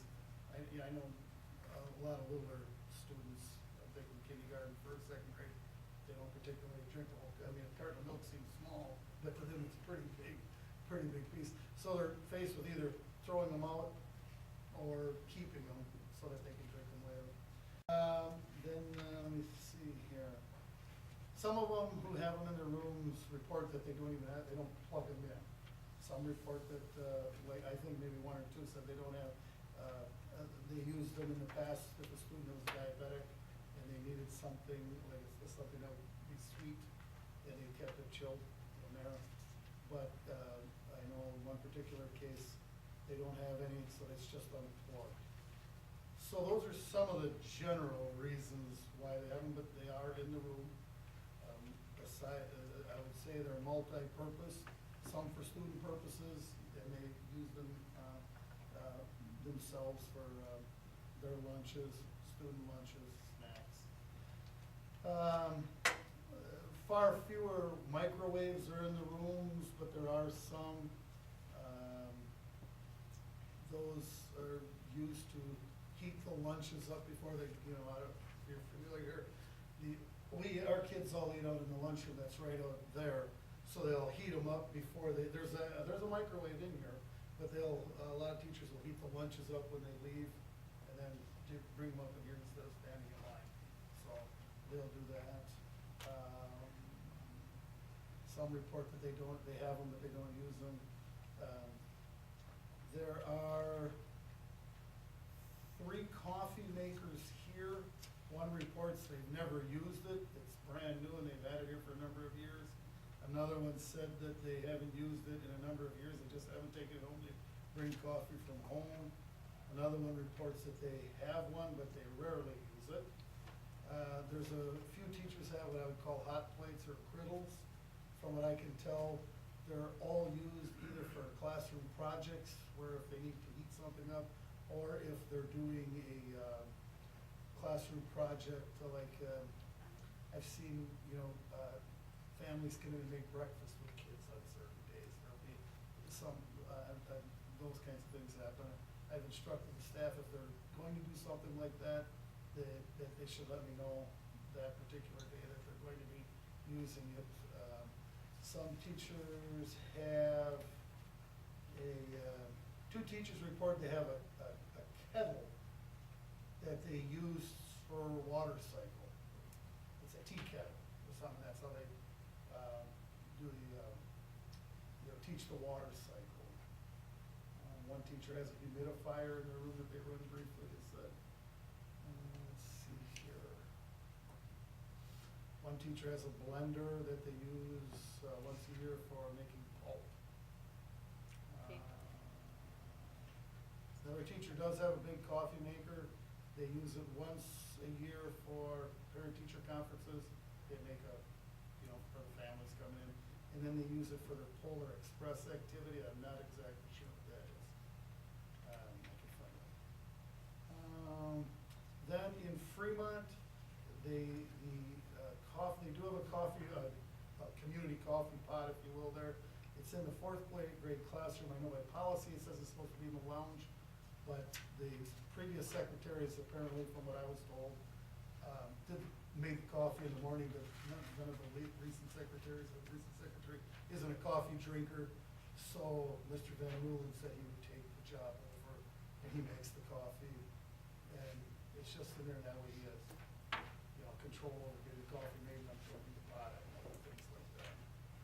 I think that's the law of the That's, pretty much. I would say that's pretty much the law of the short. Within the high school and middle school, I broke mine down into 4 areas: curriculum, incentives, health, and personal. Personal ones are already out of the building, of which there is only 2. And the remaining ones, when I say health, I have a high number of diabetics, which we need supplements in between snacks and whatnot. Especially in the middle school, we have a couple of diabetics that just can't get away with something nearly every hour, just to supplement their diet. Curricular needs, up in the high school, for example, you'll take a look at the food science area. Obviously, a lot of equipment needed there, along with down in the agriculture area for drying soils, dairy labs, and so forth. And then finally, the incentives within the special education room to reward students that have various challenges. Hey, you did a really good job today, here's a yogurt or something. So went through every classroom, visited every room within the 2 buildings, and those are the 4 areas. Personal ones that were purely for personal are gone. One particular individual did ask me, well, what is the fee according to the policy? I could not answer that question because it's not indicated. I believe some of the valley schools did have fees. There's a policy, our policy is not fees. But it doesn't give a dollar. Doesn't give that. It doesn't say how much it is. It says a nominal fee. So I hear two personal electric items have been removed out of, what kind of percentage is that? Is there dozens, or only 5 other ones in there, or there's hundreds? What kind of numbers? Well, within the curricular areas I stated, as far as high school, middle school, you're looking at the food science area, the agri-science area, and special ed with the incentives part. And then I guess I throw our athletic director under curriculum because he has to provide water for the officials and whatnot during halftime, so he keeps that at a chill temperature. So those are just those few right there. Otherwise, nobody else, and you're welcome to look at my maps here of how I've got it highlighted. Nobody else had anything in the rooms. This policy's been here for about 1.5 years, and on page 2 of 6, coffee makers, hot plates, toaster ovens, other appliances not required for instructional purposes are deemed by the fire department and maintenance shall not be kept in the classroom. So if it can move to the teacher's lounge, then I think it should not be in the classroom. And I just didn't know in the last 1.5 years that this policy's been enforced. Number 9 in there talks about refrigerators, space heaters, microwaves, unless they're needed for instructional or health reasons, then they can be, if they need, that's the exception, they can charge an hourly fee. Do we charge anyone an hourly fee? No, because I don't know what dollar. Well, you're saying there wouldn't be anybody in the high school you would charge anyway, right? I have a person that Well, required on yeah, the fee. but right now But he's there not is using none. it. Right. So I'm guessing the policy has So- clearly been So stated in the potentially we policy. have, I'll just take a guess, dozens of electrical items in classrooms. So page 6 of 6, under K2, electric coffee makers, microwaves, refrigerators, toaster ovens, pizza ovens, and and/or cooking or refrigeration, I'm assuming they include any of those items, will not be allowed without prior approval. Have any of these people gotten prior approval? I can't answer that because I've only been here since July 1st. Is the prior approval require a written request and approval, or verbal? I would see it as a request to the building level principal to have a device. Is that a written request or a verbal request? I don't think there's anything that states it in written, I think it would be a verbal request, is my So that understanding. there'd be no knowledge whether these have been allowed in there with prior approval. But the only ones we have, Mr. Lurkey, are being used for curricular or health reasons. I just went through. The two personal ones that I found are gone. So there shouldn't be a question because they are directly benefiting curriculum or the health of our students. I can't speak directly if there were prior approval or how they may have gained approval in the past.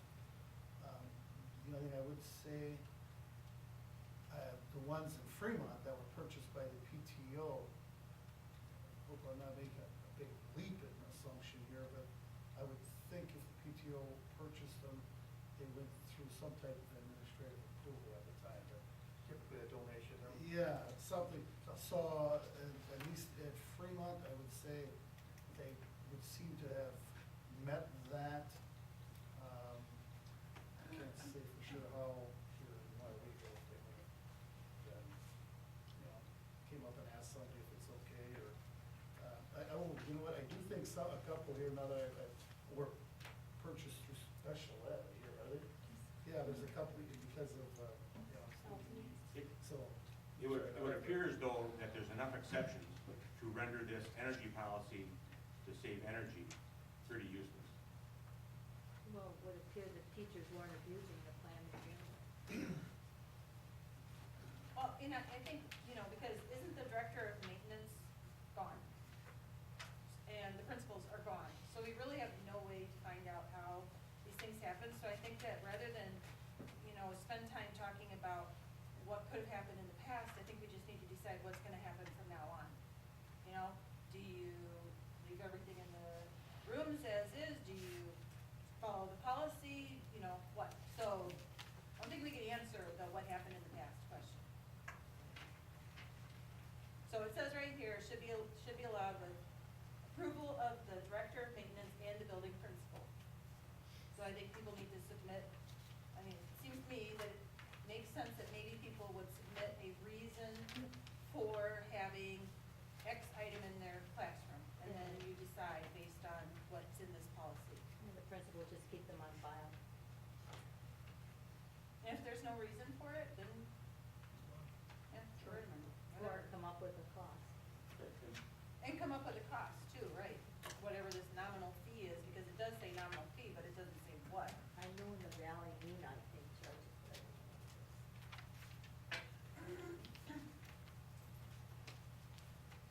Maybe the administration could just work on this.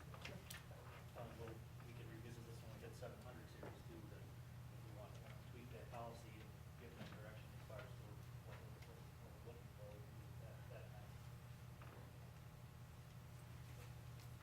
10B, district investment review update. This evening we have Ryan from Greystone Consulting that Mr. George had alluded to prior. Ryan's gonna come on up to the front if you would. Ryan's gonna give us overview synopsis of our current trust and where we're performing and strategies which we're currently involved in as we look to meeting our obligations for our trust. This is good for me. Yep, you bet. Right there, thanks, man. I apologize for being late, I was You planning to might be. wanna give an explanation of how this trust, most people don't think it's to the audience. I'm sorry, what was that saying? Well, you might wanna give an explanation of why we have this trust. Oh, sure, that's fine. Of OPEB trust, I can start that, I guess. All right. The purpose of the trust, which the board has supported over the past few years, is to recognize the post-employment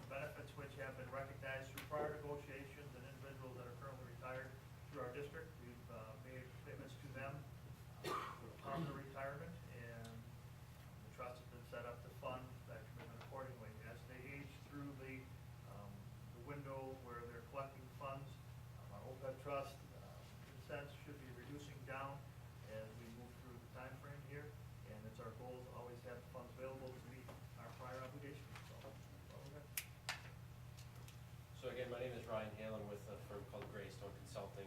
I'm located in our Green Bay office. Greystone Consulting is the institutional consulting division of Morgan Stanley.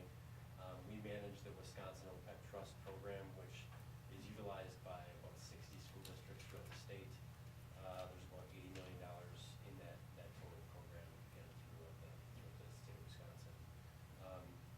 So again, the purpose is to really fund future liabilities of post-employment benefits.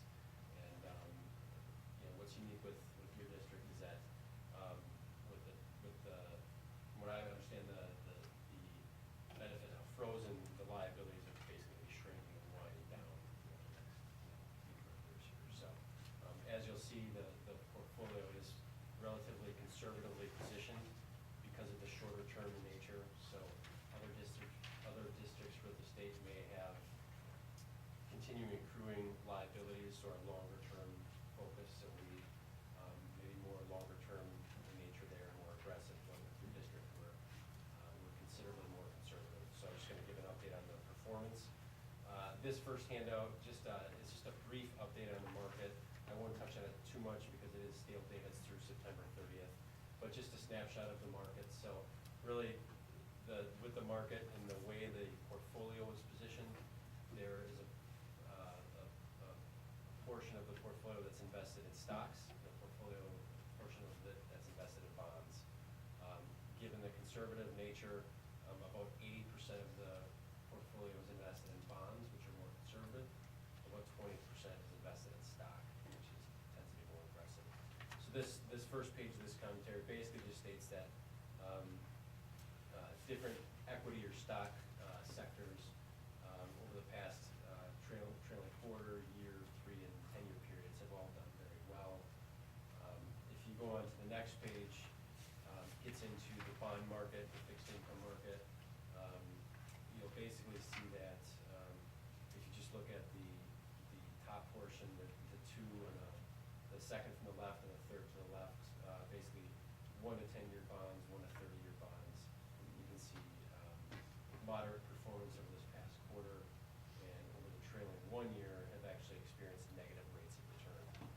A lot of that negative rate of return came in the months of May and June, with the Federal Reserve Chairman Ben Bernanke talking about the potential for the Fed to reduce their bond buying program. We saw a spike in interest rates and a decrease in bond prices. So the portfolio did experience some of that during May and June, but given the conservative nature of the portfolio and the shorter maturities that we're holding, it did withstand that pretty well. So I'll get into performance here in a minute.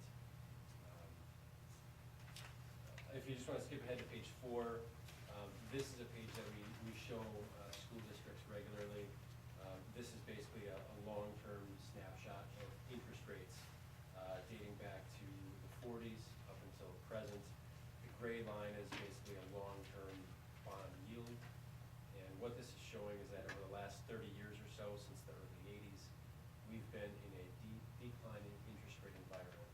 That tends to be a positive for bond markets. So as interest rates go down, bond prices tend to go up. So when you look at bond returns over the past 5 years, 10 years, a lot of bond sectors have returned 6%, 8%. What we're trying to tell investors is that the next 10 years, 20 years in bond investments are not going to be the same. So what we're going to experience is either a prolonged period of low interest rates or a potentially rising rate environment eventually, which tends to push bond prices down. So our outlook for bond investments over the next 5 years or 10 years is going to be more in the 3% to 4% range. And again, the reason I bring this up is we want to make sure that investment rate of return targets for school districts are in line with the portfolios that we're creating for them. So with your district being about 80% bonds, 20% stocks, the decreased return target in bonds, we want to make sure that that's still in line with the return goals of the district. And in working with Dan and Scott and Brian and Desso before, Dan, there's an actuarial study done that basically projects out the future liabilities. The return goal in that study is 4%. So given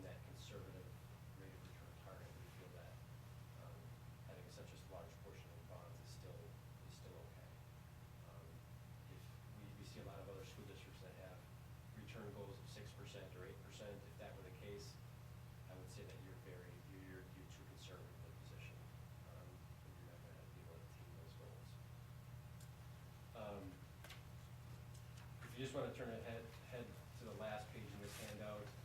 This is a snapshot of basically the 3 investment portfolios that we offer to the different school districts.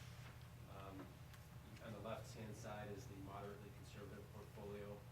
Again, this is about a 70% bond portfolio with 25% equities and 5% inflation sensitive. A portion of the district's total account is invested in this portfolio.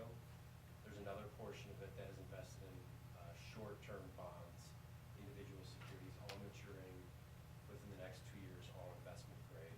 And I'll get into in a moment how those 2 different accounts have performed.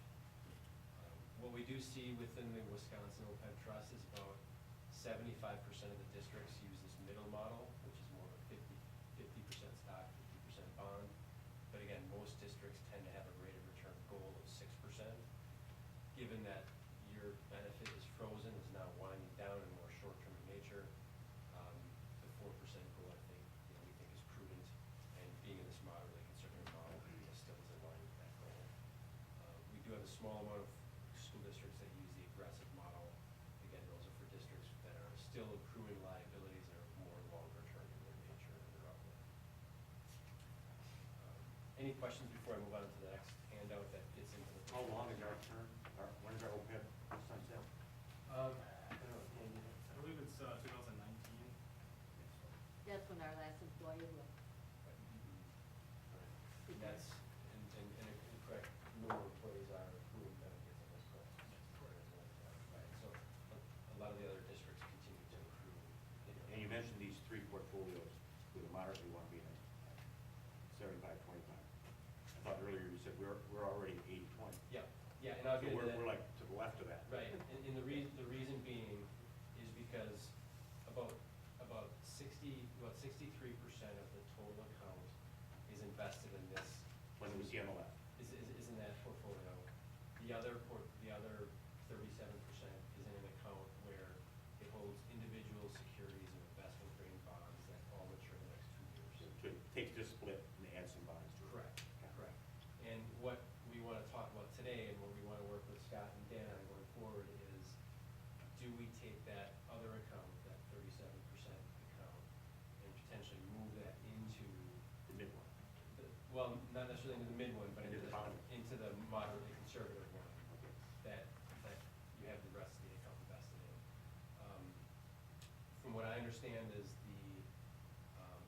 that smaller account was transferred in from a prior provider and was holding individual securities.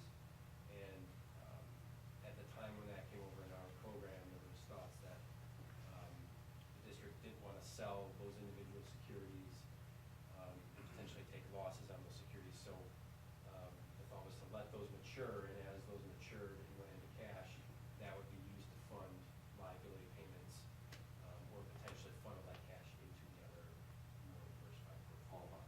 Correct. Well, correct.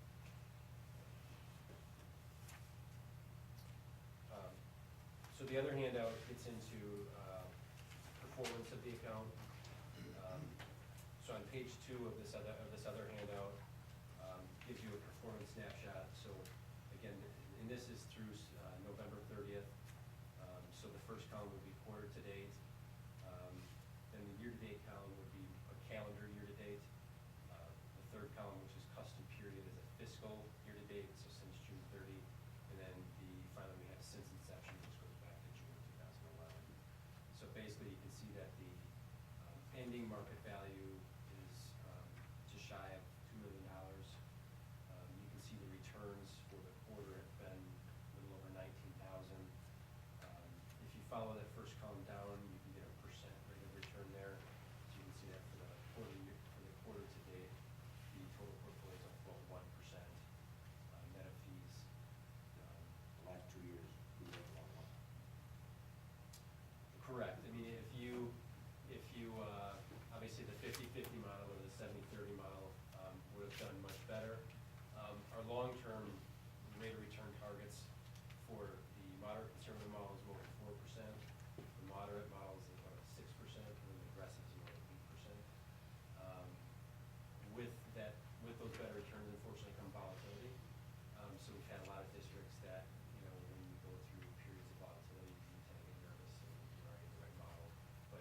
strong market that we've been in, correct, the more stock. Hindsight, hindsight, Absolutely.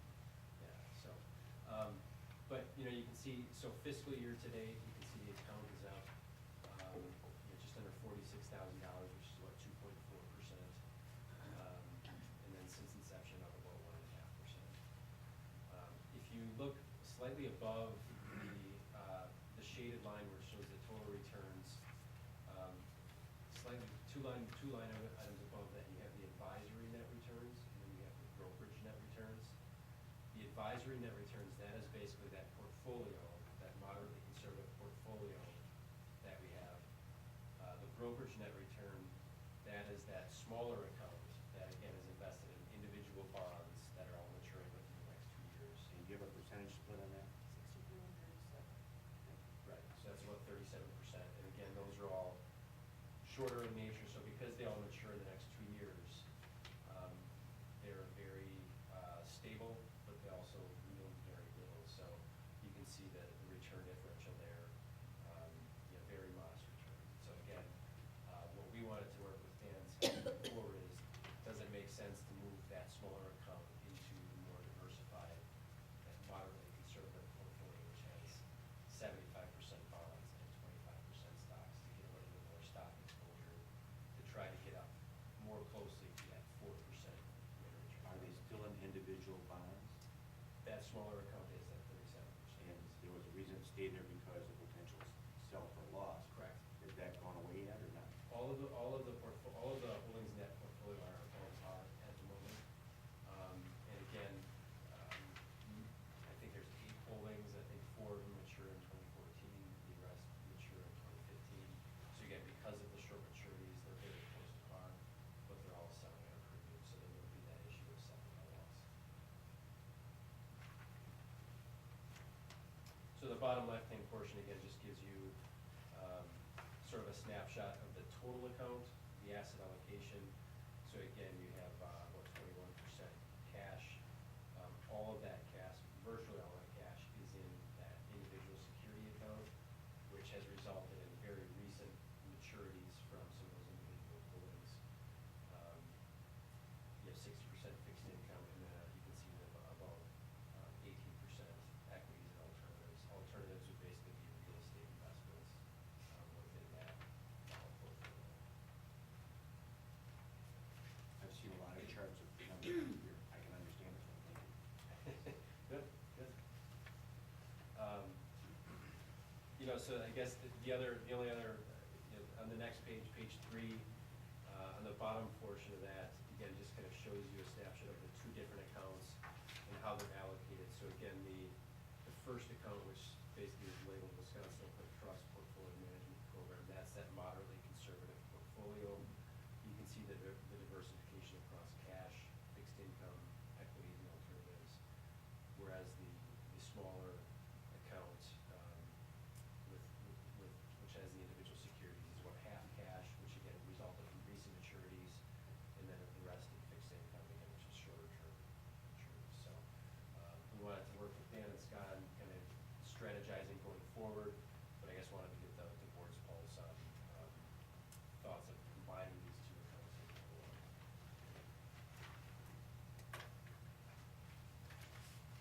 Any questions on that? Well, I would suggest the cash does something. Right, what we. That's close to zero, like Right. you can hear right now. What we had done was there was and Dan and Scott had called me on this a few weeks ago, is there, as bonds had been maturing, we were taking that cash and either using it to fund liability payments, or we were funneling that into the other moderately conservative portfolio. The cash that's in there now is recently matured securities that, since we knew the board meeting was coming up, we wanted to talk with you guys and really take where to go with that. Could I ask a question, Scott? Right. Right, but I'm not, No. you're Scott, I got it.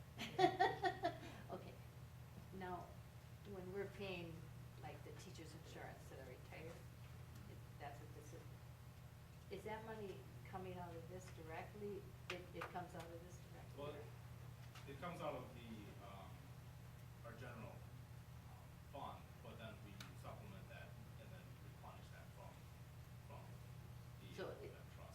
check isn't coming out, but Right. eventually it's Right. coming out. Right.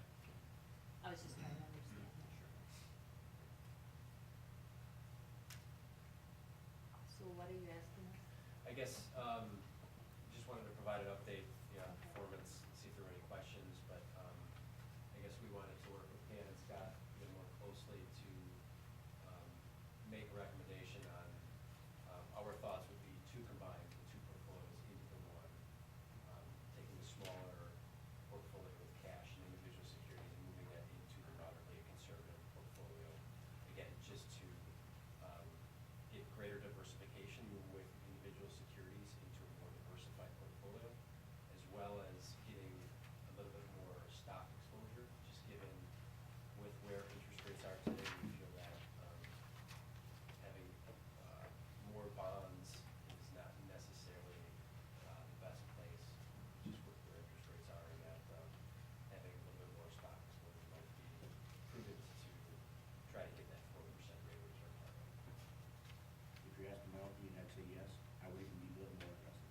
But the majority of the board and this community would probably stay with that conservative. I would go on that. Right.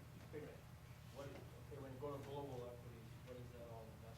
So global equities is, the portfolio is made up of all, exchange traded funds, which are somewhat like mutual funds, but they're traded on a daily basis. So everything is fully liquid, so if Dan calls me and says, I need cash to pay out a claim, we can do a sale and have funds in 3 days. Most of the funds are managed by Vanguard, so many people have heard about Vanguard, we use Vanguard for their low cost. Most of the global equities are invested in, domestic equities, mostly skewed towards large cap, so S&P 500, just the large cap market.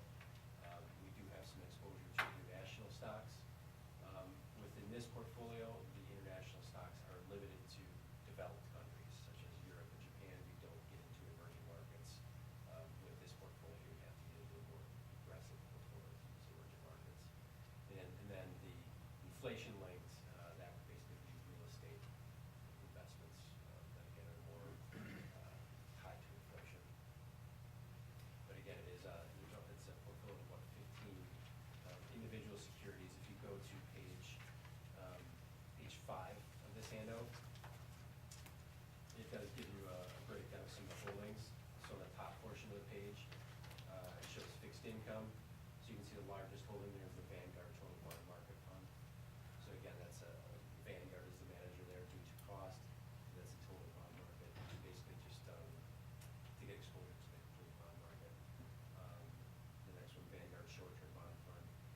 One thing we have done lately is we have been shortening the maturities of our bonds, just because we want to be less interest rate sensitive, to potential interest rate increases. And then at the bottom portion of the page, you can see the total, the equity holdings.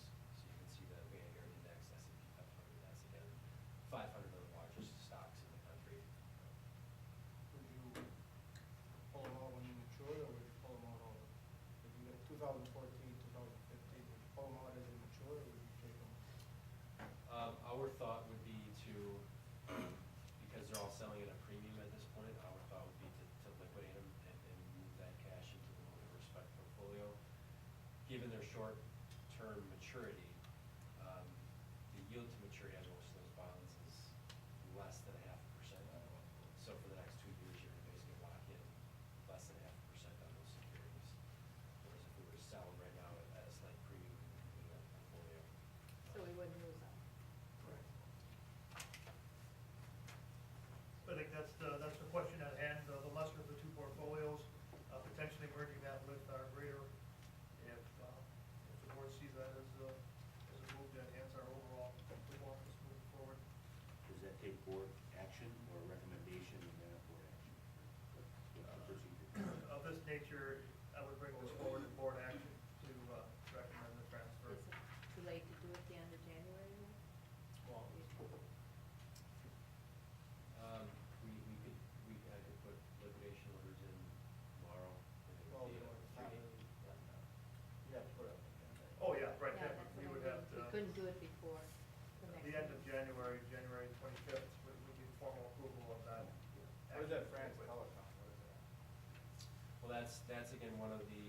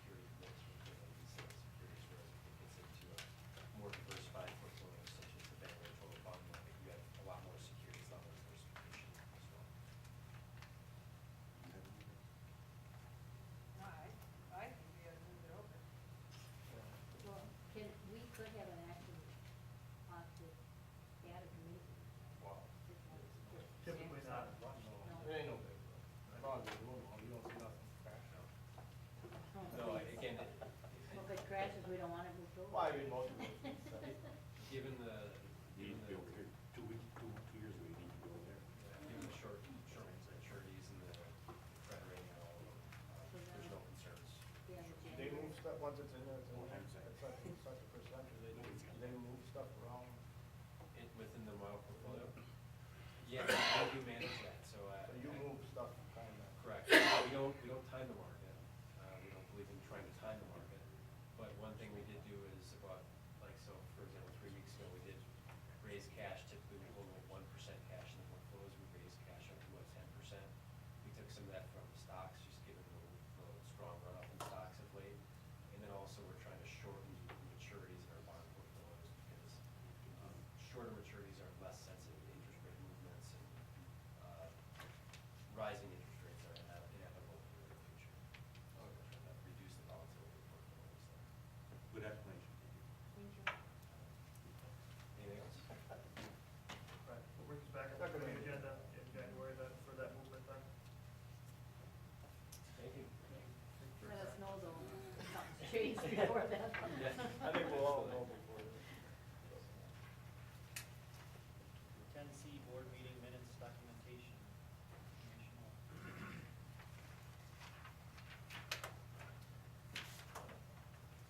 This was brought up as a discussion point, looking at the process for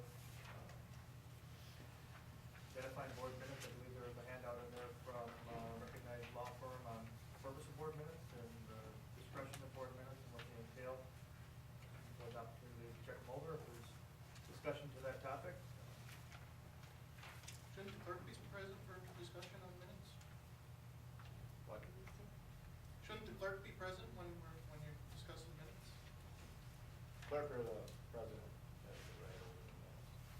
They approve, I mean, they oversee the minutes. Correct? Yep.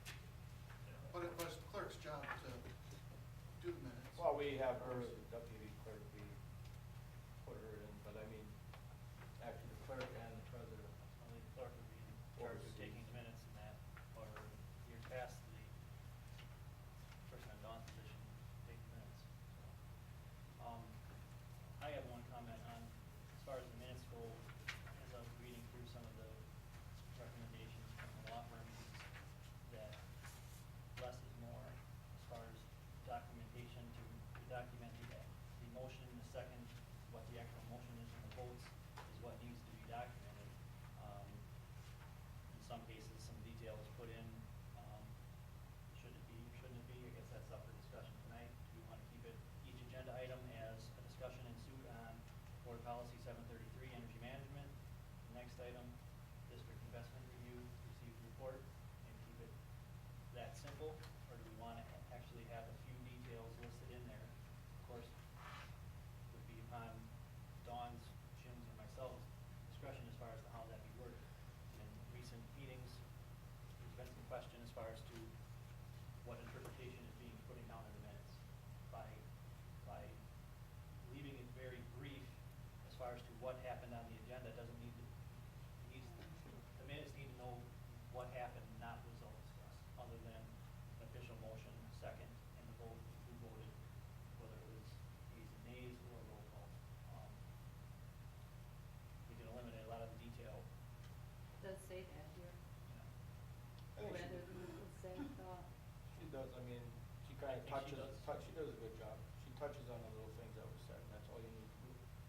But we don't even need to do No, that. we don't even have to If- do that, but I If we want to simplify things more, and then there's not a question when it comes down to it, there's just what was acted upon and what was not. So if somebody tries to say this isn't what I meant, or It's hard to. we don't. Okay. I think Dawn's doing a good job. It gives the public to have a little bit more information. You don't need it that day. Well, I'm just throwing something out there, just from the information. Would it be possible to have the draft minutes looked at by the board and give a thumbs down and then make that one last? If someone senses, well, this is an opinion, it might be on my side or it might be on the other side, but this is an opinion, and anyone on the board could say, let's eliminate that opinion. That's a possibility, I'm thinking, that if we had a copy of the draft minutes and you looked at it and said, wow, that one praises so-and-so and hammers so-and-so, I don't like that. Take that opinion out completely. And you should be able, that might be a better way than have printed the book and then have an argument or discussion about it, is my thought. Well, if you didn't put, if you kept it to the basics like this recommends, you wouldn't have that problem. Right, but I'm not sure everybody's comfortable with going down to the absolute minimum. Motion, second, vote. That potentially is legal and Robert's rules out of order. But historically, we've had a little more on there. Now, what happens with that little more is, any one of us could say, hey, that's a one-sided opinion, let's eliminate that one and go back to the basics. Or put both sides of it if it's opinions. So either take all the opinions out, or at least be able to discuss the opinions before they get printed and have to have a discussion at a meeting, is one thought I've had.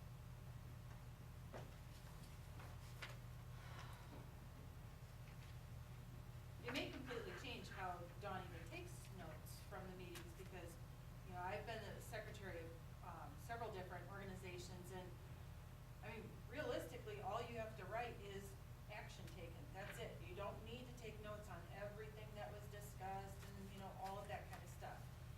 If you want to supplement your minutes with notes from the meeting that are beefier, you certainly can, but technically, you only need to write just what happened, period. So, I mean, I don't,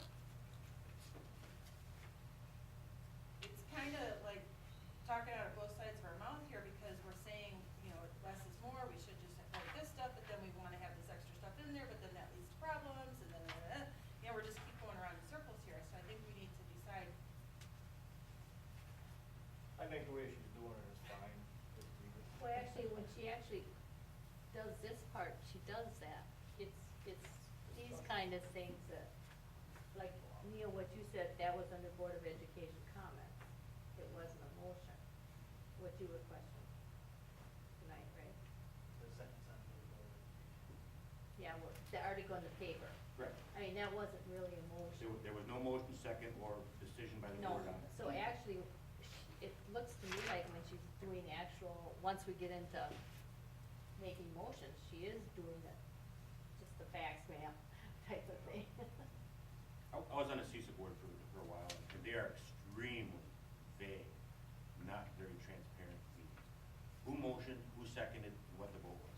That's all that's in it. And they might be It's not protecting the themselves. best for transparency from the public standpoint, but then again, if you start putting opinions in the minutes, then there's an argument too. Right. So, if you're gonna have opinions, I would like us all to say thumbs up or thumbs down on it.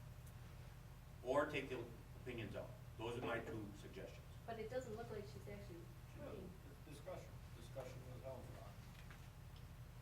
But if we had the draft minutes, and there may or may not be opinions in there, and someone disagreed with them, and you mentioned the other day, you'd like to maybe take some opinions out too. Well, if you saw the draft, you could call Doug and say, hey, I believe this is wrong for this reasons, let's either eliminate it or put both sides in. Or go to the simple motion second vote, I don't care. it's a horse apiece. Actually, we don't have anything to say. He does, and Jim does. So let the. Well, I want to get input from everybody though too, I'm just not gonna make a I agree. decision. But it does look to me like when she actually starts, when we start making motions, she is keeping to the facts. Yeah. It's always this other stuff that gets us involved. I mean, at least in the last one, I'm looking here, I have no problem with it. Me neither. Leave it the way it is. Leave it the way it is. Yeah. fine with me. If you leave it the way it is, would it be possible to have draft minutes before they're printed?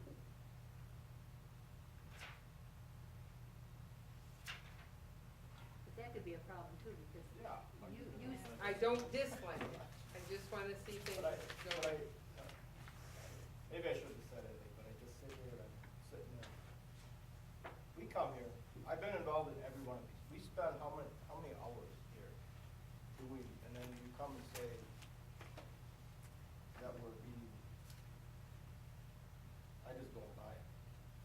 and I think there's a lot of people that would say we have a good school district here. Can we do better? Absolutely, we can do better.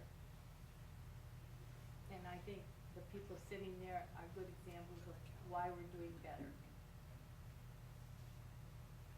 I think there's an obvious bias towards athletics when we have someone on the school administration watching the football game instead of paying attention to the meeting.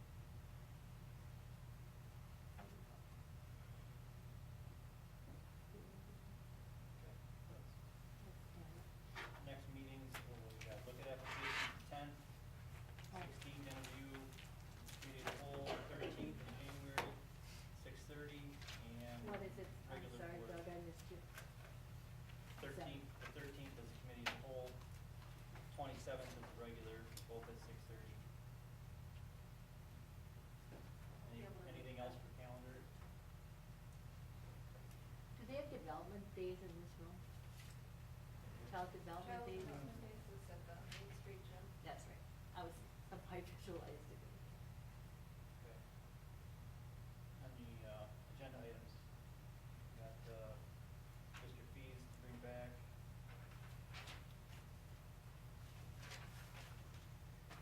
Investment review, that's gonna be January. Correct. Committee, we wanna talk about, we get it, we'll put it on committee.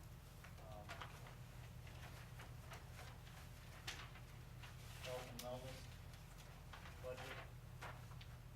You said you were talking about Yeah. wellness committee. Do we have a meeting, will we have a meeting before that? Let's see. We'll have one the ninth, right? I know the last couple ones have been I think it canceled. might be the 16th, John. Isn't it the second Thursday? I don't remember if it's the second or third. I'll shoot an email out to you. I don't Okay, remember which. because it would be nice if we, Tuesdays of the month. If the agenda's not too big, we should probably visit our goals. So we're gonna do a Retreat. When we thinking February. Or do you wanna wait till after? why don't we set it, why don't we set it at, we'll set the calendar for that in the January regular meeting. At the 27th maybe? Yeah. We'll just set the future calendar. Everybody wants one.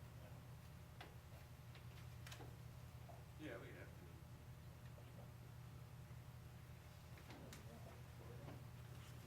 I've talked to WASB on this topic.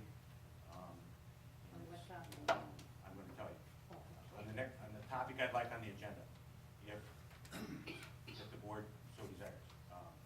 And I'm not very delicate, so I'm not sure how to say it, but the topic has to do with replacing the board's clerk, or choosing a different clerk on the school board than what we currently have due to non-participation.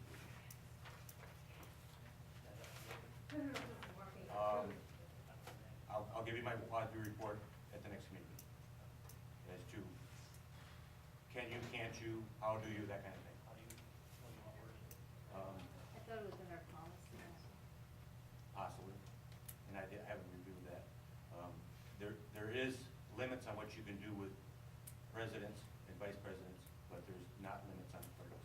The board can choose a different clerk at its will when it wants. And I'd like that on the agenda too. Not that very on the wording on that, or? That's fine. And I'll review the policies. If our policies are different than state statutes, I've gotten opinions from WASB on state statutes on what we do under this topic. And like I say, I'm not no delicate to this, so we'll talk about it too. Again, Why don't we talk to Jim first and see what he wants? Well, I was in contact with him to get him his evaluation, and called me today, we still have a meeting because of the roads, and I said, yeah, and then he said he wasn't gonna be able to. the 22nd, 23rd, and 24th, we're leaving it on Wednesday for the board, for the Milwaukee, Correct. We'll leave that for the Wednesday morning. Repeat those dates again? 22nd, 23rd, and 24th, we're leaving Wednesday morning. Right. I don't know when the first speaker is, do you? You're going? I am. Is that a phone call reminder, or am I supposed to Did keep you wanna it on my come in? calendar on the right date and time? I'll I'm not going to do it. But it'll be early in the AM on the 22nd. Okay. Early in the AM, the 22nd. Yeah, so we can hear the first speaker probably. Thursday? We'll stay Wednesday night. Are you gonna be in the office Thursday? Thursday night only. Or any day after Christmas? Right. Come home on This Friday. Thursday, half a day tomorrow, Thursday, no. Friday I will be here. Friday? Yep. Okay. Friday morning. Sounds good. And you got the other things in it for, board candidacy, I believe is the agenda was the 7th of the deadline. They have that submitted. Total of that. So choose to. I have mine right now. I thought it was probably beginning of the year. Depends if you're not going. All right. Anything else on your agenda items? Okay. Well, make a motion to. I second it. By Debbie. Discussion. All in favor? Aye. Opposed? Candy, I love your picture. Candy, love it. Cute.